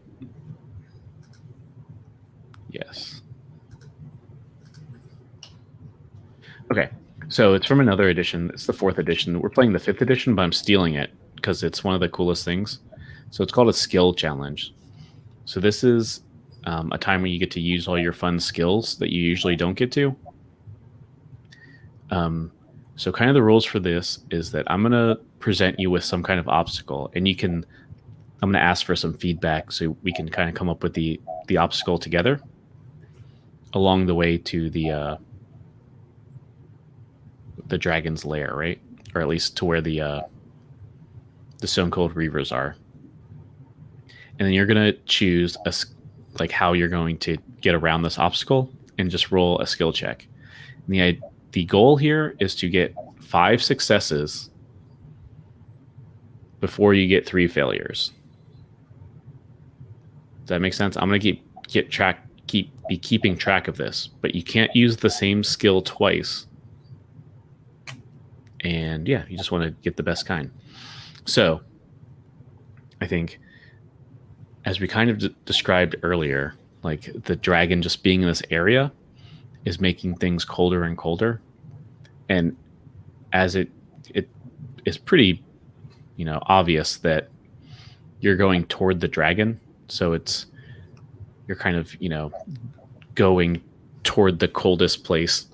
It's like, let's go to the North Pole, I guess, situation. So as you're going, it's like colder and colder. You can see your breath, already probably within the first couple of hours of leaving Phandalin. And this is going to be a couple days journey too, because you're going through canyons and mountains and everything. Oh, you do have those 2 horses though. So that's a good thing. So that probably helps a little bit. Hopefully you can bring them through the whole thing. Mm-hmm. But I think the first big thing. Oh yeah, actually, yeah. Tell me something like what's something interesting about this cold that you deal with, even before you get to the worst of it. Like, how can you tell that this is going to be problematic? That the cold? Yeah. Like, how can you tell it's like a magical cold? Is it something unique or interesting about it? Or maybe something that might, in particular, make Seraphina scared or nervous. I think she already mentioned that she felt this cold during the war. Yeah. And I think that, like, it's the kind of weird chill where your body's shivering, like, but you can't control it. It's just like her teeth are just chattering, and even though she doesn't even realize that she's that cold, but like all of a sudden you start feeling your jaw shake. And when you breathe out and you get that like frosty, like air, it sort of like sparkles. Ooh, interesting. So when you like breathe in and then you breathe out and you get that puff of like cold fog, it has just like the tiniest like iridescent little like sparkle to it. Oh, so kind of beautiful, but in a terrifying kind of way too. Yeah, I think that it would kind of like sparkle a little bit, and then as it falls to the ground, sort of become like ash, and so then the ground like has like all these like dark little flecks of ash on it. Oh yeah, that's awesome. I love that. So that's the scary part. Yeah, maybe you like once you like see that sparkly fog that turns into ash, that there's like some sort of dragon nearby. Yeah, it's like you're walking into the dragon's den, as it were. And yeah, and if you remember, we said long ago that you have these like the scars across your ribs, kind of from where that dragon sliced you during the war. Mm-hmm. And I think I feel your whole body is cold despite these furs and everything. But usually, I think we've said before that sometimes when you're kind of having these intense memories of fighting this dragon in this war, you feel like those scars kind of get cold. And I think it's almost the opposite at this point, though, because your whole body is so cold, but these like 3 or 4 scars down your ribs are just almost numb. They're like the only parts that aren't unbearably cold right now, which is perhaps even more unnerving. But the first big problem you get to, it's maybe right at the foothills of this mountain that you're going to have to start climbing up. But it's this huge lake that, it would take like days if you want to go around it. So you're going to have to go through this, like through the middle of this lake, basically. Although thankfully, with this ice kind of winter wonderland happening, this is giving you a benefit. Actually, there's a lot of these big, maybe the biggest one is like a kitchen table sized kind of a like chunk of ice, and there's a lot of them kind of like scattered across this lake, that it would be very challenging and difficult, but you might be able to, hop one to the other, or like kind of do the,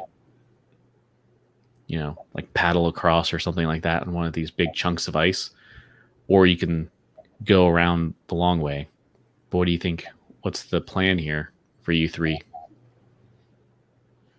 Okay, so you said that there was a which way? The rocks?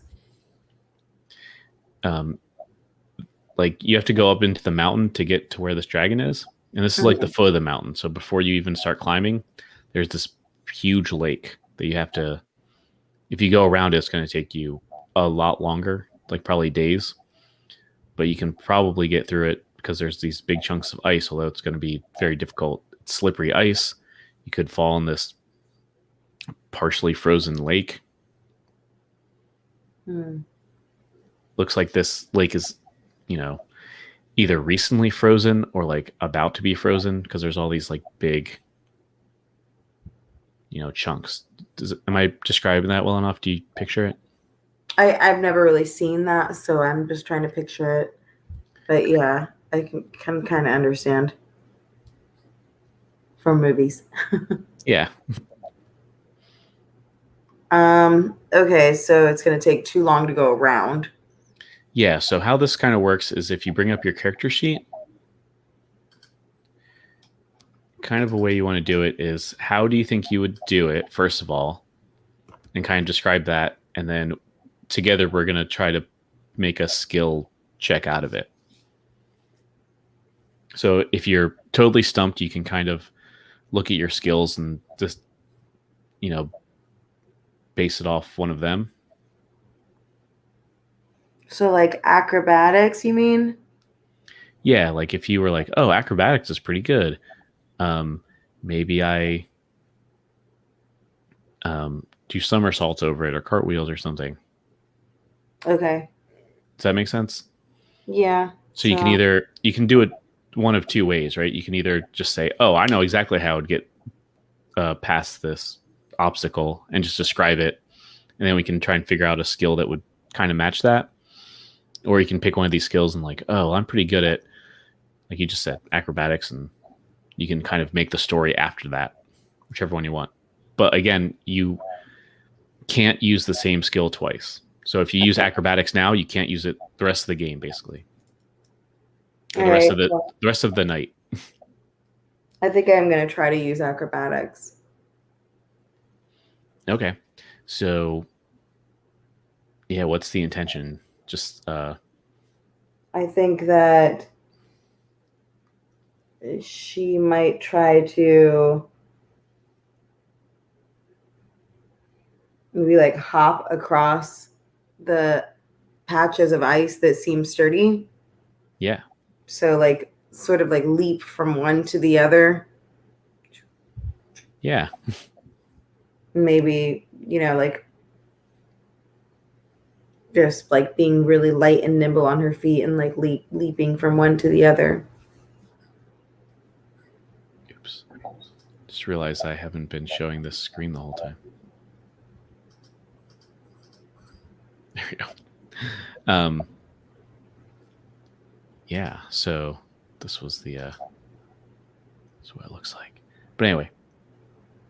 I don't see it. I'm looking at my character sheet.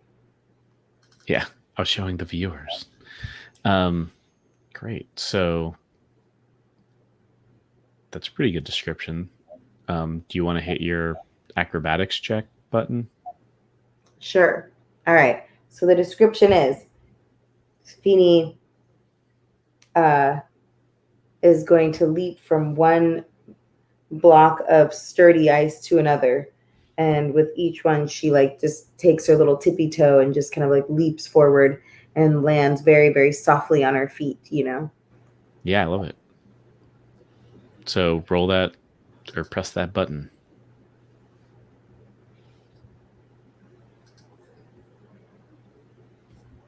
Do you know how to do that? I did. Oh, okay. There it goes. Whoa, a 20. What a good roll. Yeah. Oh, and do also remember you have one. You can use it at anytime you want. An inspiration, which it'll let you use the second one. Okay. But this time you didn't need it because the left one was definitely better. So let me mark this.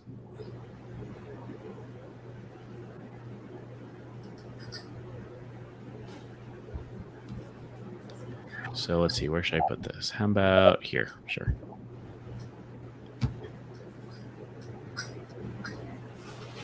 What's a good positive symbol? I guess a plus. That makes sense. I answered my own question. All right, so you see that, right? Yeah. Cool. This column is all the successes you made, and this one's all the failures you made. So you need 5 in this one, you got 1. So perfect.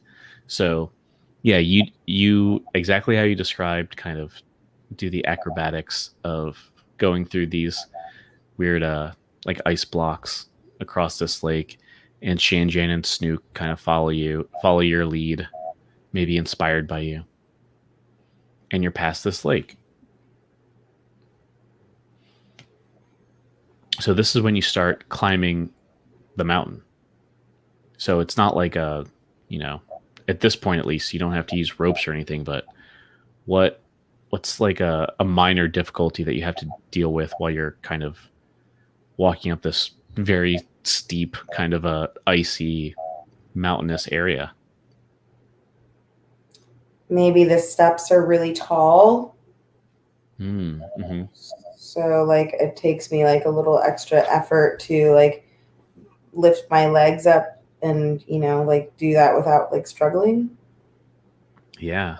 Oh, and these are the Sword Mountains too, I believe. This is the Sword Mountain range. So this is what like the Sword Coast is named after, this particular mountain range. So yeah, it makes sense that someone maybe in ancient times had carved little steps into this area, so it's a little easier than climbing, an actual mountain, but it's still not really made for halflings. So it's a little bit harder for Seraphina in particular. Mm-hmm. But yeah, I love that. And maybe it's been like a day or so at this point. Maybe you find a little flat area, Oh, did you bring a tent? Is that one of the supplies you want to use? Yes. That makes sense. So you got 4 more supplies. So yeah, you have a little warm tent. The 3 of you kind of camp out. It's maybe a right now a very calm night. Thankfully, you wake up and keep going. And there's let's see, maybe like an area where it's kind of flatter. Maybe like you're on a plateau kind of situation. Um, so there's a little bit of you're not climbing, thankfully, or going up a steep area for an hour or two, which is Shanjan maybe says like, "Oh, my feet! Thank goodness, I was not prepared for this. I hate climbing." Mm. And you kind of go, and then yeah, let's see, what would be interesting. Who would do it? Maybe maybe Snook. He just says like, "Snook, Snook," just like whispering, but very, I don't know. What am I trying to think? What word am I thinking of? Oh, alarmed. Yeah, he's very alarmed and just kind of puts his hands up to both of you and just like points two little talons at the same area. Hmm. And you see like maybe it's starting to snow. That could be interesting. So that's why you didn't immediately see it. But I don't know. Not like way too close ahead of you. Um, you see there's hmm, this maybe like a red patch in the snow, and then as um, maybe like a couple seconds go by, and then this like little lump in the snow kind of moves and stands up, or not stands up, but you know gets out of the snow, and you realize it's a creature. And I'm going to describe it first, and then show you a picture. So it looks like a huge, like a very big animal, like a. I mean, it's a bear size. At first, probably you think, oh, that's a bear. This is like a somehow like giant bear in the side of this mountain, which wouldn't be super crazy. But when it kind of lazily looks up because it just woke up, or lazily looks around because it just woke up, and Hmm. then when its face kind of looks at you, it kind of tilts its head, and it's got like a bird head, like in fact like an owl. And it's got like this terrifying like beak coming down, and you see that where its bare paws would be, like bare paws are already kind of scary with those like claws and everything, but these have like curved claws, like a bird of prey. Hmm. Look kind of like this. Oh. Oh, interesting. Yeah, and it's maybe like feathers, and even oh yeah, on here it has some feathers coming out off of its limbs and things. But it kind of looks like you, or it looks at you, and part growls, part like squawks maybe, and yeah, oh maybe yeah, maybe Shane Jan will be the one who knows this. He's like, oh Feeny, that's an owl bear. They are very grumpy, very dangerous. It's definitely seen us. I really hope that doesn't have kids here or anything. What do we do? How are we gonna get out of this one? And then I think Feeny is just like, I think if we just, I heard that when it comes to owl bears, as long as you move very slowly, uh, they and very quietly, they will get confused and leave you alone because they stop tracking your movement. So I think we just need to be all three of us be very quiet and move very slow around it. And he's like, wow, that doesn't make a lot of sense, but you know what? Sure, let's try it.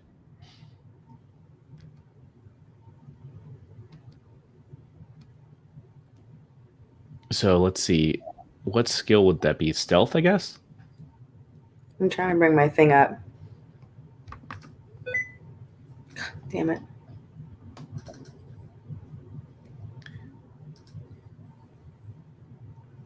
Yeah, I feel like it's probably stealth. I'm just Yeah, that there makes we sense go. to me. Oh, you're very good at stealth too. You have a +6 there. So this should be hard to fail. Okay. Although, yeah. Did you just set me up to fail? Oh no, you didn't roll very well, did you? No. 1 second.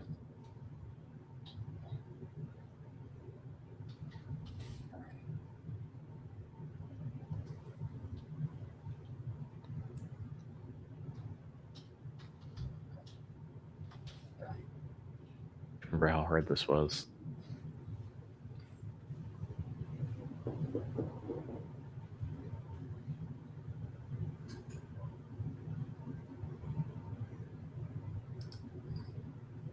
You okay? Yeah. I thought you were doing something.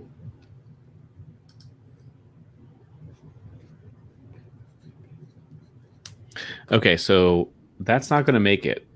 Do you want to try to use your inspiration, which will mean... Yeah, I was curious how, if I use my inspiration, how well do I do? How much better do I do? Well, that means you take the highest out of those two instead of the left one, so you would do a 19 instead of a 13. Okay. I'm not going to tell you if that'll still make it, but you only get to use it once.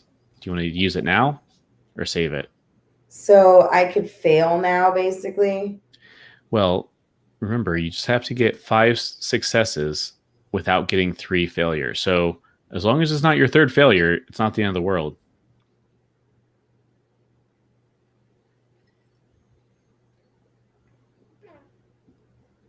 I guess let's take the right number.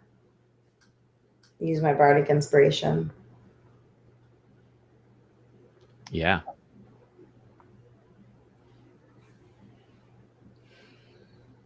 Oh, it's not even 5 total. You just have to get through these 5 obstacles. I should make that more clear.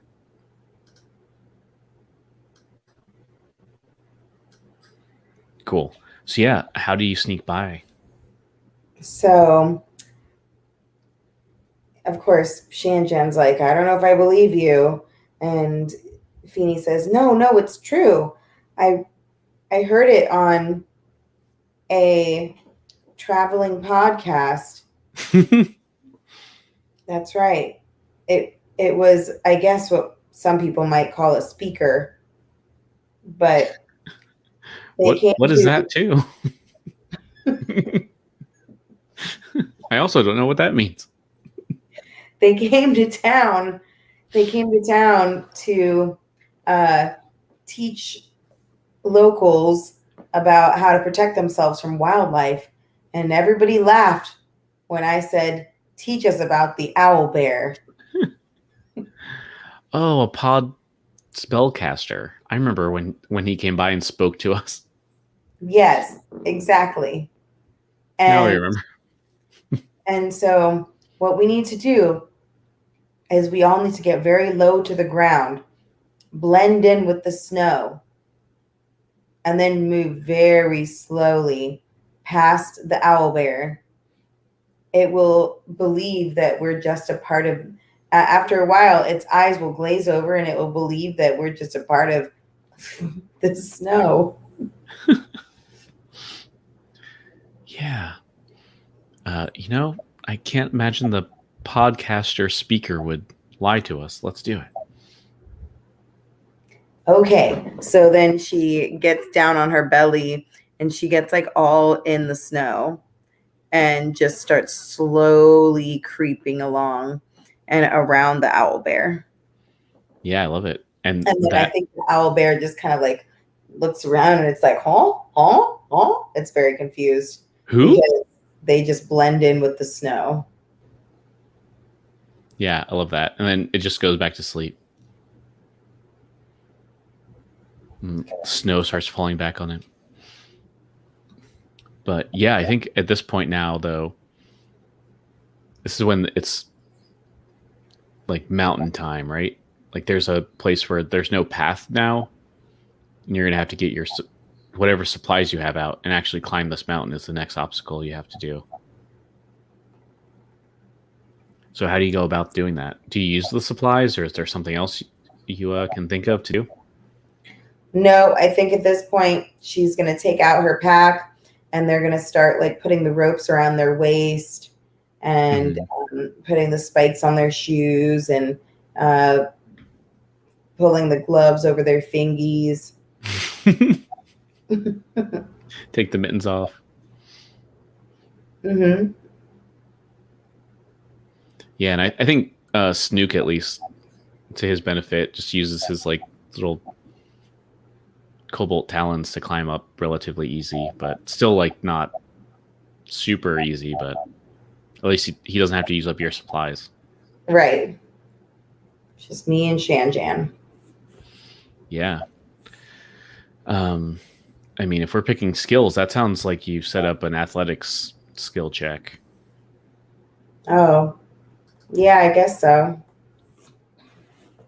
for moving upwards on the mountain.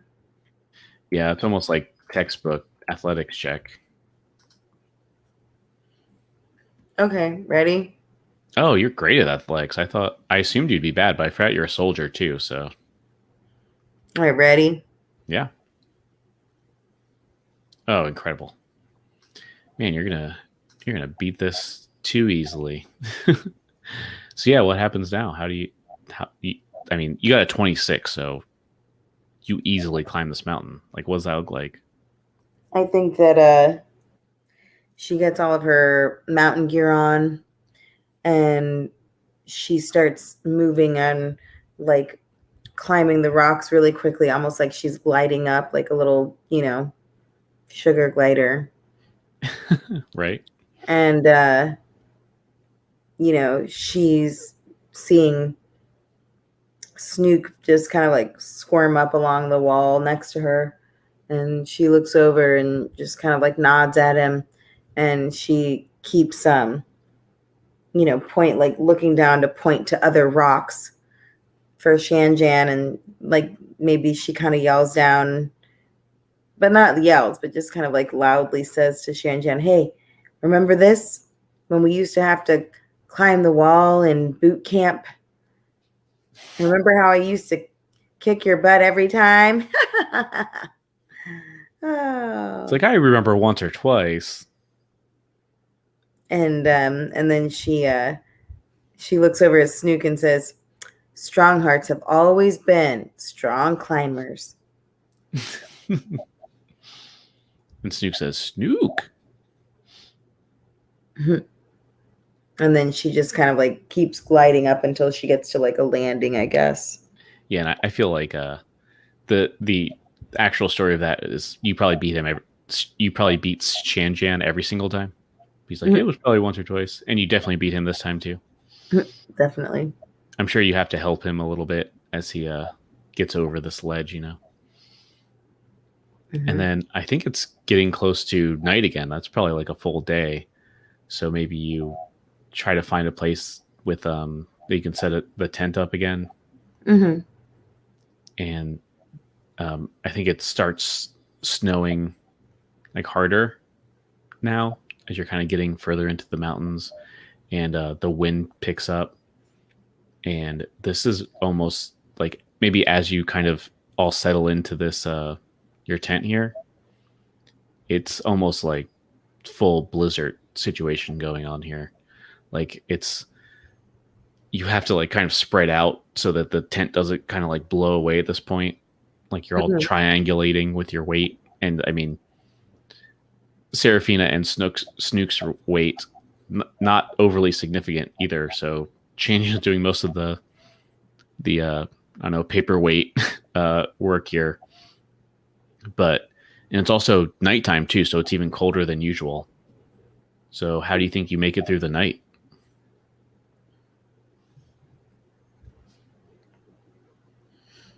Um. Let's see.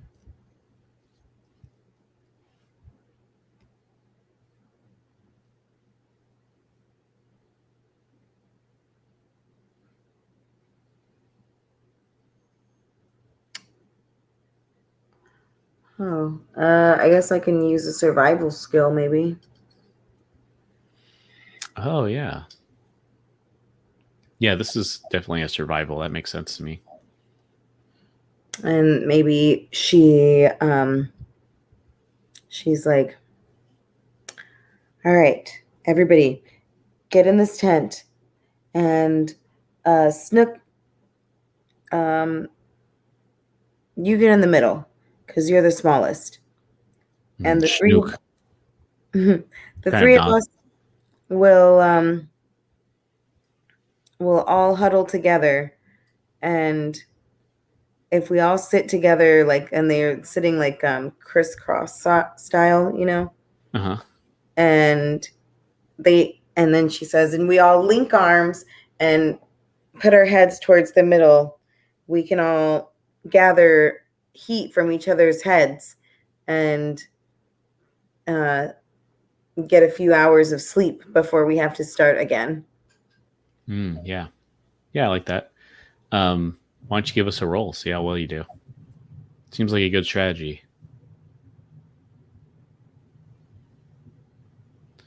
Oh, that's like just under where you need to be. Um, yeah, so I think this is going to be a failure because we don't have any inspiration left. But it's okay. Again, not the end of the world. Only when you get 3 is it a problem.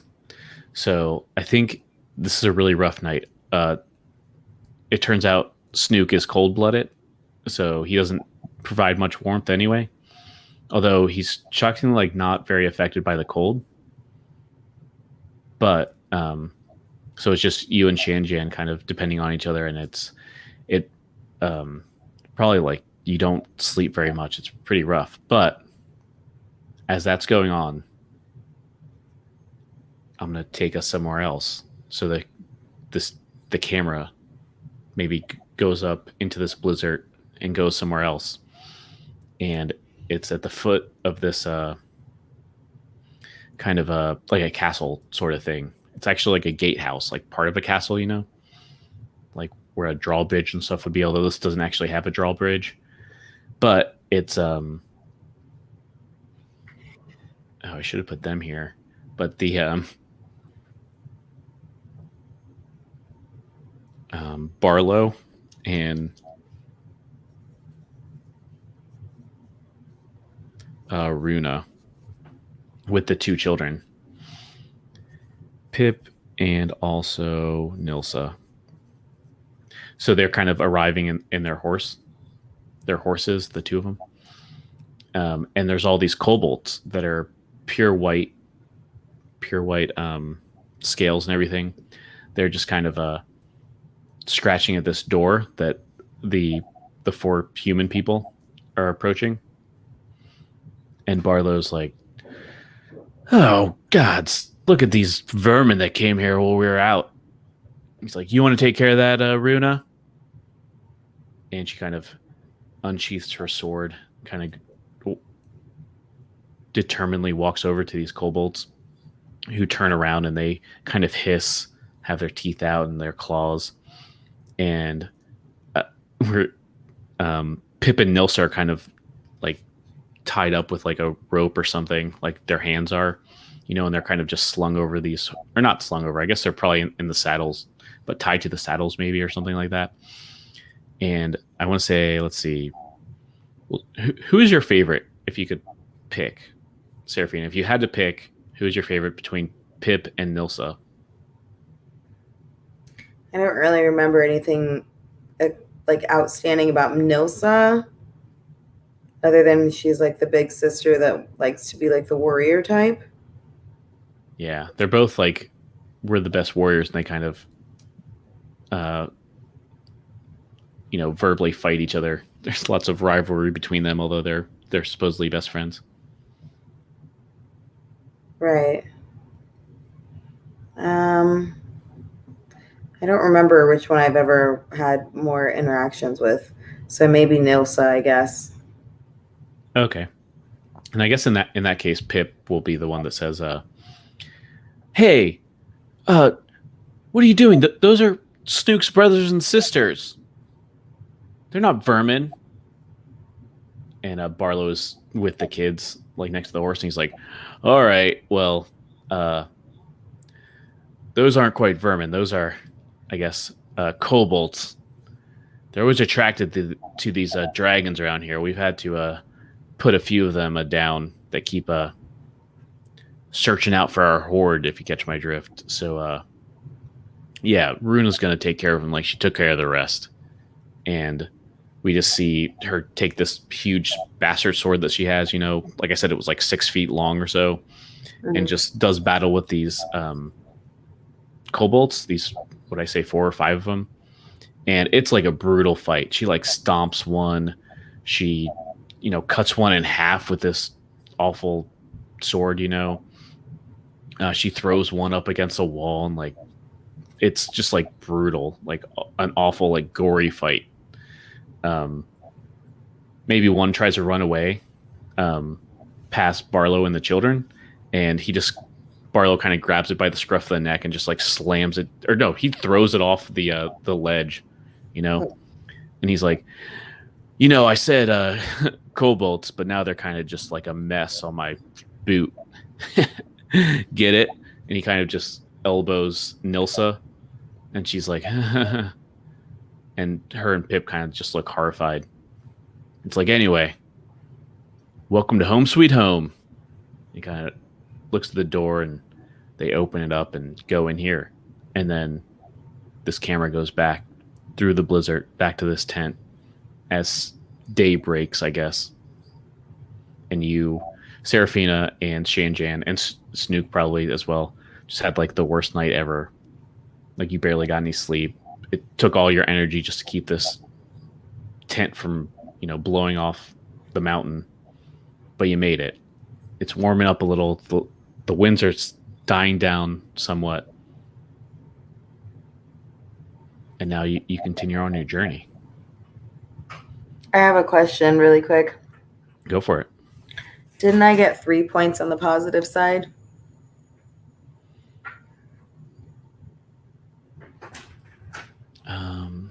Oh yeah, you did, didn't you? Because you got acrobatics, stealth, and athletics. Yeah. Yeah. Absolutely. Thanks for bringing that up. You're actually pretty close. There you go. All right, so what am I doing now? So yeah, I think you travel a little bit. It's a little flatter, but still like rough, and it's still like snowing. The wind's blowing hard, not as hard as that night, but still pretty rough. And then I think you take a step and it just like stops. It's very strange, and everything's kind of quiet and still, like eerily so. And you go a little bit further, and you come across this. Looks like a fountain made of ice, like a little fountain. I don't know. Would be, I mean, like a kitchen sink kind of size thing, that's just kind of standing in the middle of nowhere, and it's shooting up little. It's like crystal clear bluish water coming out of this thing made of ice, and it's collecting in like a little pool, and then going who knows where. But yeah, it's just this beautiful little spring, I guess, but it's definitely a structure made of ice. It's like obviously magical, or something's going on. And then maybe Shanjan walks over to it, and he's like, "Oh, I'm so thirsty." And as he takes a step forward, this little creature kind of appears out of nowhere, maybe out of the snow. It looks like it's made maybe of ice too. It's let's see, how do I describe this for people who can't see it? It's like a little winged, emaciated, almost like, it looks like a little devil creature, like an imp, maybe. It's got a huge nose that looks almost like an icicle.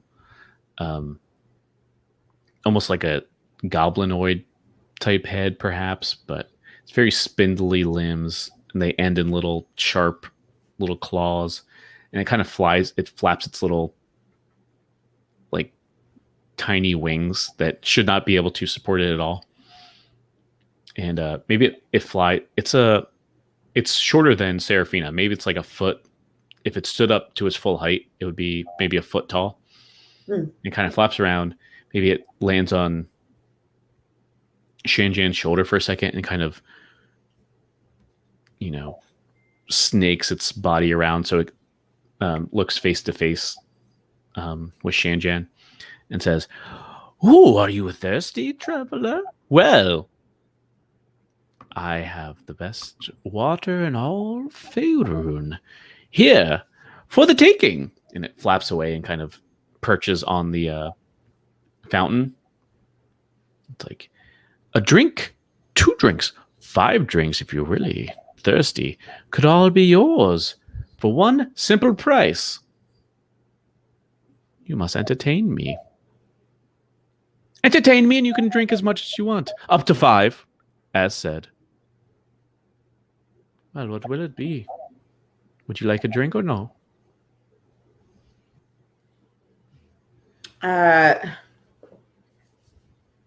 So I think Feeny maybe gets and kind of pushes Shanjan like almost behind her and stands up to this thing and says, "Sir, are you simply offering us water for your entertainment? Do you not require something else? What's the point of the water? Do we need the water?" Simple water. Simple water. I say the best water in all of Faerun. Didn't you hear me? The best water. It will quench you as nothing else has quenched anyone who's ever drank anything else. This is your only opportunity to have the best water you can ever imagine. The purest, the coldest, the most nourishing.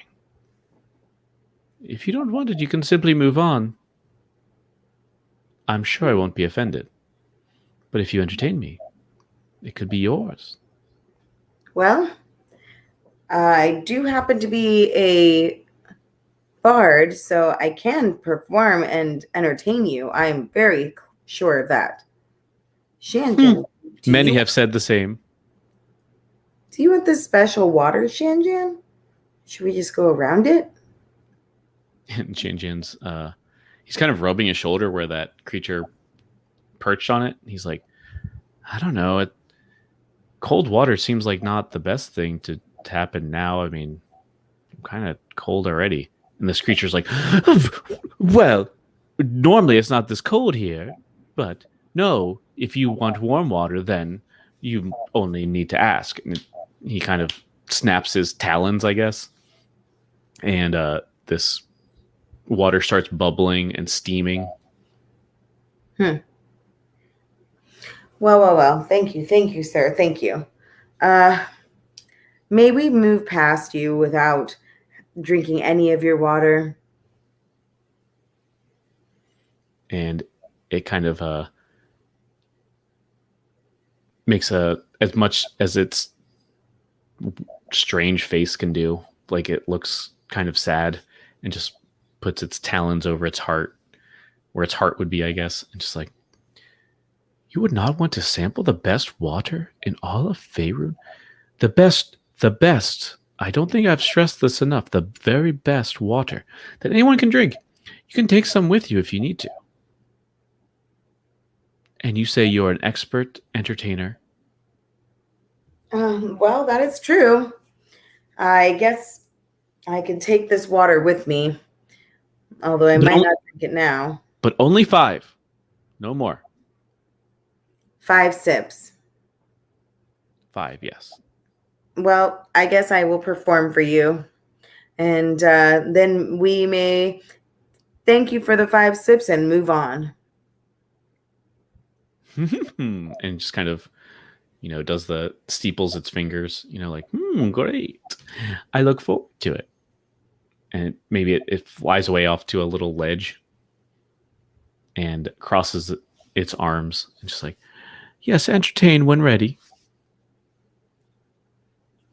So then I think she would pull out her magical ukulele. Sir, what is your name? Oh, I have many names. So many.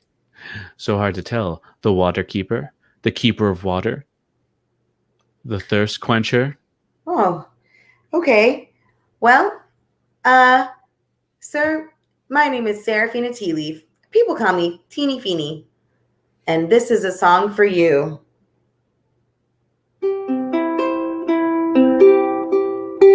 The water quencher, he likes to give water.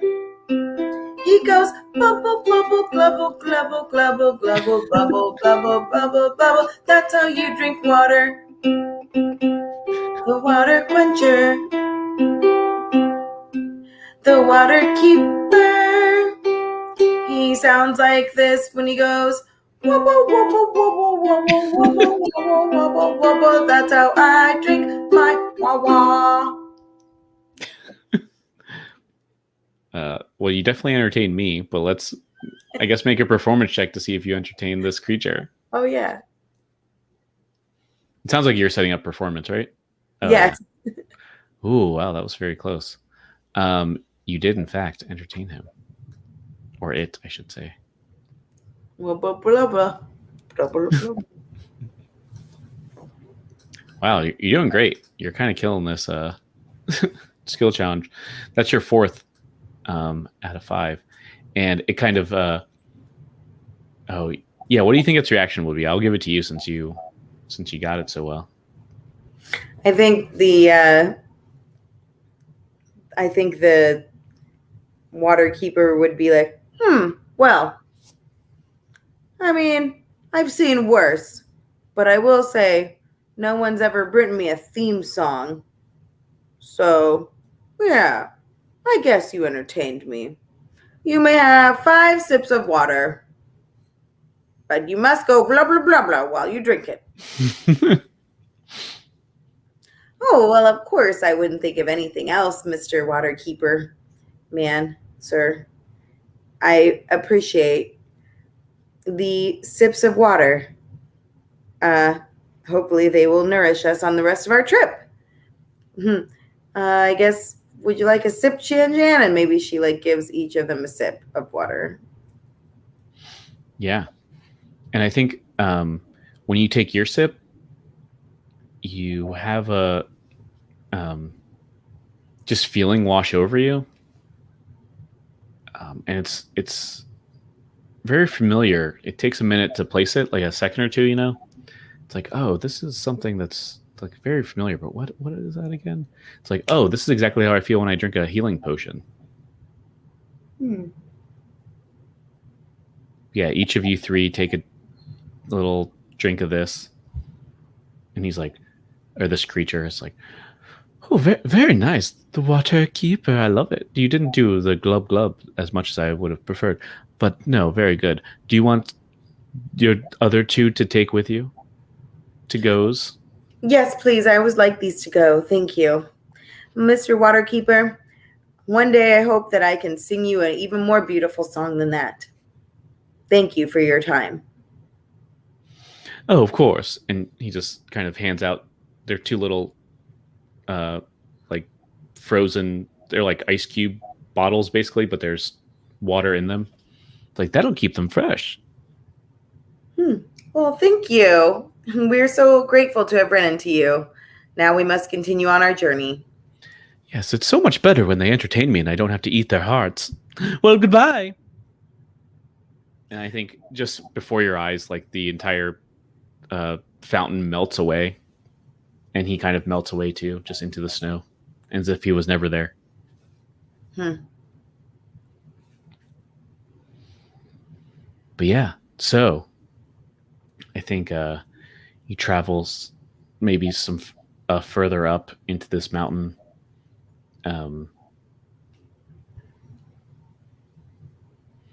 Let's see. I guess this could be the last roll you make. Pretty good. Yeah. Okay. So I think the one you get to is. Did I get a picture for this? I don't think I did. Nah. This should be easy enough to figure out. So you get to a place where it's like more or less the peak of this mountain that you're on. And you look over and you realize, like, it's the end of the path, you know? And you realize that there's this long kind of like there's 3 ropes, if you can imagine, like 2 that are next to each other and another rope that are, you know, parallel to each other at the top, and then one that's under it, like making a little kind of upside down triangle. And these 3 ropes go a good distance. It's like 50, 100 feet to a completely different mountain that's even higher. It's like, oh, this is like a rope bridge kind of thing. But I guess the idea is you're going to tight rope, and then your 2 arms are going to be at the two top corners of this triangle situation. So not super safe or not scary at all. But one thing that's happening is that the wind is blowing pretty hard and it's been snowing. And you see, as you get to this rope, it's just like a regular hempen rope kind of thing. And it's looks like it's frozen over. And there's all these like tiny little icicles falling off, like not falling, but uh, dripping down from these three ropes. So it's going to be like slippery and like even more treacherous than usual. And it's a long way. And when you look over to see kind of the valley between these two mountains that you're crossing, it's like, oh, it's snowy, so it's going to be hard no matter what. But it's like you can't see the bottom. Hmm. So how are you getting through this one? Up this rope wall? Up this frozen rope wall? Yeah, it's like a rope bridge between two mountains, Hmm. and it's frozen over, slippery. So imagine like tightrope walking on like a frozen tightrope in the middle of a snowstorm.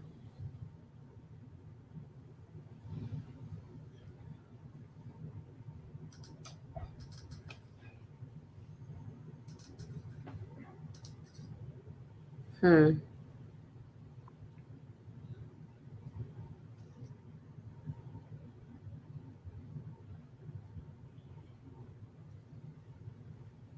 I don't know. Kind of already used the majority of things that I could use. Yeah, you've used a lot of your good ones.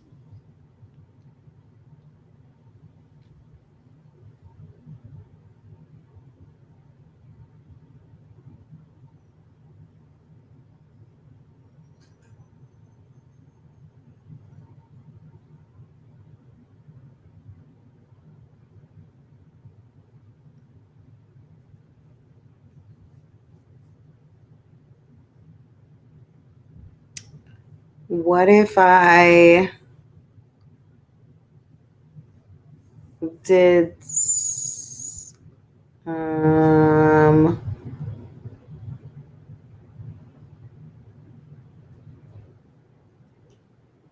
investigation? No. Yeah. How do you think that would help? Maybe if she looks around somewhere in this mountain, maybe there's like a secret hidden passageway or something so that she doesn't have to go like climbing on this frozen rope wall. Well, yeah, the problem with that is, like I was saying, this is like the end of the path for this mountain, and it's the only way you can continue along this trail, I guess, that Snook's taking you is to change mountains. But I mean, you could use investigation to inspect the rope or do something like that. Then if that's the case, I think I'd rather use perception. Okay. To kind of, yeah, like what? Just be on like high alert as you're going across. Maybe be more like more perceptive as to like where the rope is super frozen and she will fall off, and like being aware of which like path to go, on all the ropes. Yeah, okay, I can buy that. Just you're taking it. Oops. It's our background noise. Yeah. Yeah, the power went out again for the second time. That's so weird. Um okay. So yeah, I can buy that.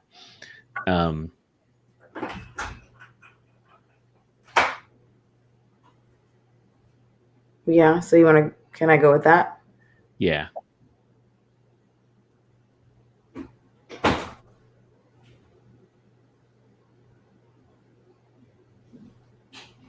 Wow. You're like the luckiest roller. This is great. I was hoping for more failures, but man, you nailed it. Well, I was worried that if I used investigation I was gonna fail. Oh, yeah, you would have failed because it would have been 4 or fewer. Um, yeah, I love that. Okay, so here's how we'll do this. I think because you're going as kind of as slow as possible, and Shanjian and Snook are following behind you, and because you're using perception for this, like making sure that every step you take isn't too slippery, or too frozen. Mm-hmm. Um, as you get about halfway through this, like it's like 100 feet long rope bridge thing. Um, you notice this like dark shadow underneath you, like way down below. Like I said, it was like a snowstorm, and it's like misty, foggy kind of stuff. Mm-hmm. And you see this movement under you, and you look down, and it's like something flying under you. Mm-hmm. In the mist, you can just barely make out the shadow, and then maybe the three of you share a look. It's like, oh no, we need to hurry. So you kind of hustle a little more, and you Mm-hmm. see definitely some big creature flying out of this misty cloud underneath you, and maybe going into the clouds above. It's like circling around, kind of like doing something, like definitely noticing you. It looks like it's almost like it's like messing with you. It's like just out of your vision, so you can't tell what it is. It's being very, I guess, horrifying, like stalking you almost. And you make it to the other side, and just as you get there, this thing, like you're finally safe on solid ground in this other mountain, and this thing, you hear it like flapping like these horrifying wings, and it kind of descends from above you, um, and almost like right on top of you. It's this huge creature. Like, what do you do? Are you on guard? Like, what's happening? What's going through Seraphina's mind? I think Seraphina is just immediately like having flashbacks, to the war, and I think her instincts are to run towards or like get towards the nearest like wall so that she can sort of like hug the wall and then pull out like her sword to just kind of like ready her stance.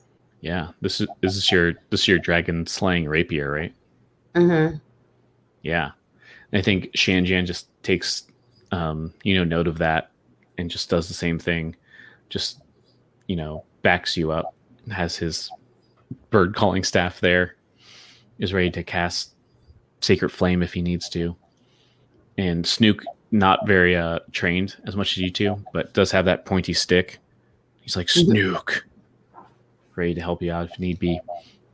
And this creature kind of, you hear it just crunch on the snow, and just kind of steps out of the snowy mist. And it looks like this. And it says, Land Mama? Oh, wing baby. Land Mama. And it kind of goes over to you and like nuzzles you very dangerously with these like porcupine spikes coming out of its face. And then she instantly just like throws both of her arms around his face and, like kind of strokes the spikes and says, "Aw, little wing baby. Aw, I'm so happy to see you."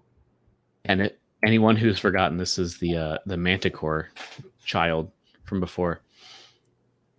And yes, it just kind of like makes that purr, like just like terrifying purr noise, like it's way too loud. And it smiles with all these like terrifying teeth. I think we said its face is a little too human. It looks like a mask. This picture I have is like perfectly terrifying, but it's missing the wings. So just imagine it with some wings here. Who says, "Oh, mom, land mama, wing baby has been so good. I have only eaten goats and things, as you said." Oh, I'm so proud of you, Wing Baby. You are doing the world a good service. You are being a good Wing Baby. Thank you so much for not continuing to eat humans. I Yes, can't human. wait to celebrate with you. Oh, humans so delicious, but goats, I'm getting used to them. Land mama. Well, I'll tell you what, little Wing Baby. When all of this is over, I'll teach you how to help people instead of want to eat them. Oh, And I can. then There's room for both. and then, I think she's just sort of shrugs and is like, well, little manticore is going to be a little manticore. And then kind of like strokes a little nose and kind of pets him and says, what are you doing out here? It's far too cold and dangerous for you to be out here. And they kind of looks up, and yeah, this is the time to reveal the rest of this picture. Perhaps there we go. Because imagine Serafina down here. Where's the rest of this picture? So Serafina down here, and now as you look up, kind of at the other, as you're at this other mountain, you see that there is kind of pretty close, but still in the distance. There's like a castle that's topping one of these mountains over here, Hmm. and Wing Baby kind of, uh, you know, nods up to that and kind of whispers, even though it's a huge creature. It's like a oh, I guess about as big as a horse or something. I think it's size large if I remember. So a little bit bigger than a horse, I guess. Uh, Says, "Oh well, I've been I've been watching the thing that took Air Mama long ago. You you said we should help people just now, and I should help you, Land Mama. That's where the dragon lives. It's gone now, but it's only going to eat, and when it comes back, it stays there." Oh, little Wing Baby. And then she, like, pets his head again and she says, I'm so sorry about your mama, but you did a good thing by telling me where this dragon is or this creature is. Stay far away from it. I don't want anything happening to you. But Land Mama, you're so small, so tiny. You should not be here either. If you, well, I don't like too much, but you are very light. If you crawl onto my shoulders, I can fly you back down. Hmm. Could you perhaps fly the three of us? And Wing Baby looks at Snook and just like nods, like and then looks at Shanjan, maybe like at Shanjan's knees first, then up. It's like oh I'm not sure. Maybe one at a time, and him last. But Hmm. I can fly you back down to where that forest is, or where the flat ground is, or oh, that windmill is down there. Oh, no, Wing Baby. We don't want to go away from the castle. We want to go towards it. And he kind of just gasps. It's like, no, Mama, I told you, it's very dangerous. That's where the dragon lives. I know. But my dear little baby, if we don't stop this dragon, it's going to continue to hurt people like your mother. And not just me, your air mother. Don't you want other little babies to have their mommies and daddies? I have to do this to save other people. We must go towards the castle. Ooh, all right. Do you want to try to persuade this little wing baby? Sure.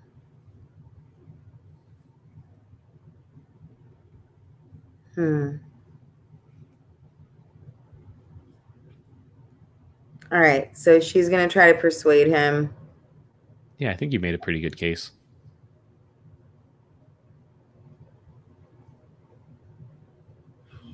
Man, you're on fire. This you should have saved these good rolls for when you're actually fighting the dragon, but this is pretty good. Oh, well, I can't help it. um, yeah, I think the wing baby considers for a minute and she's like, yes, hmm, oh yes, I don't want anyone to lose a mama. Yes, no, I can fly you there. It's it's dangerous, but like I did say the dragon. He's gone now. He's eating, I think. But that was days ago. He's gonna come back soon. You have to be very careful, Mama. Little baby, the fact that you're here after so long just tells me that Timora is looking after us.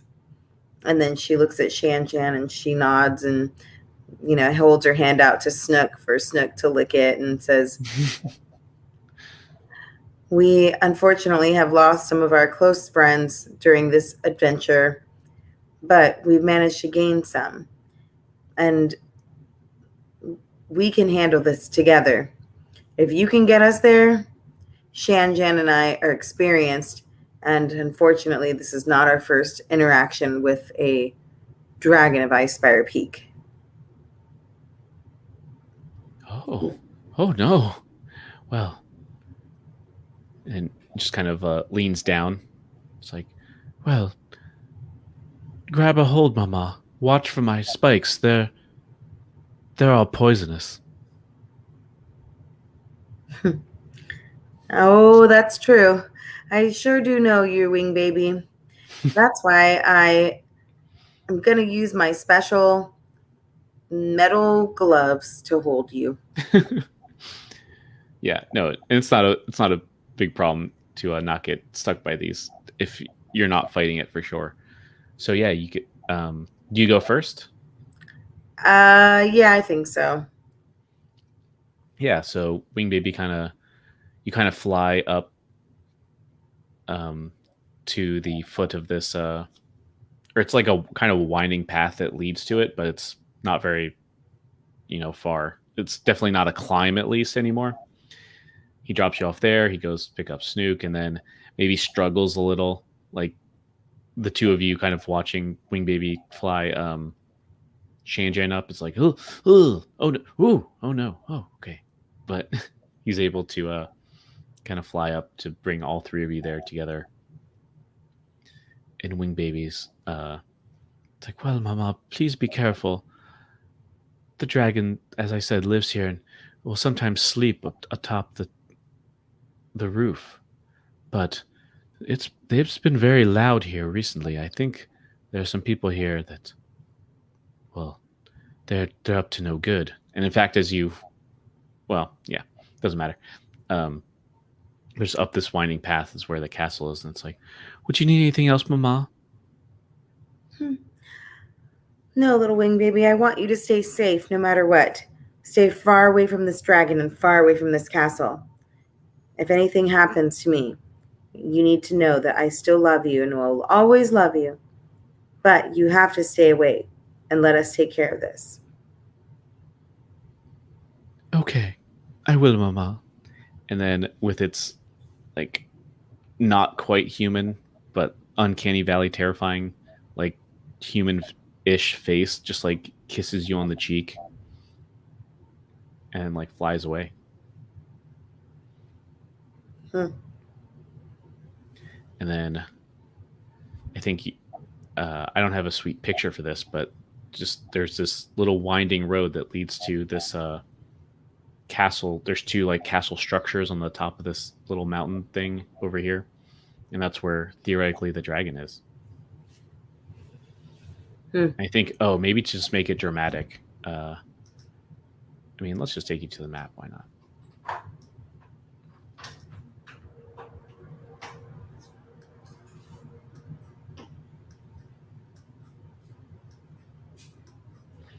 So you see this map now? Oops, let me Yeah. zoom. So um, you've got a little ways, a little walking path to go, and then there's one structure here, like a little castle, and then like a bigger castle here. And maybe as you're starting to go across this little, you know, treacherous, narrow path, um, another creature kind of flies out of the mist, and I think Snook maybe like grabs your like a what would he grab, like your sleeve or something, you know, and Shanjan, oh maybe both of you, just grabs both you and Shanjan's sleeve and pulls you down, so everyone's kind of like crouched down at this point, and you see the dragon of Icespire Peak kind of fly over and land on this roof. Do I have a picture of this creature?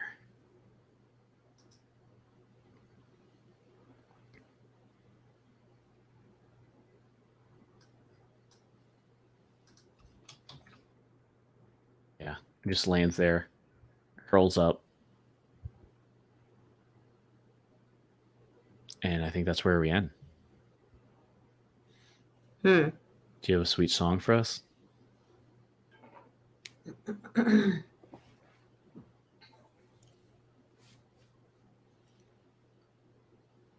Let's see.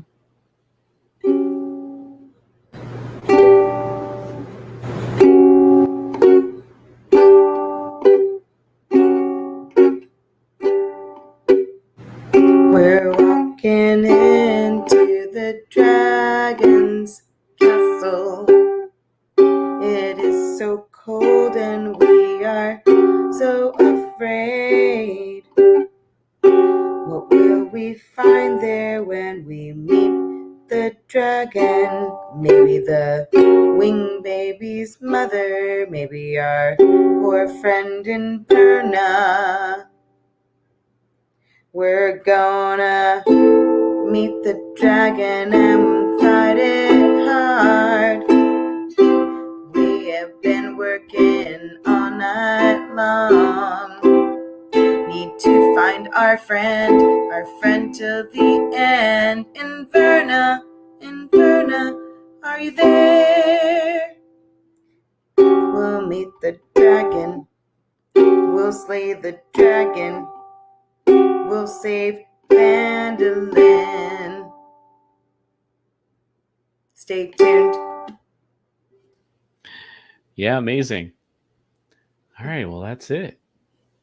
Any parting words? No, I can't believe we're finally here. See you next time.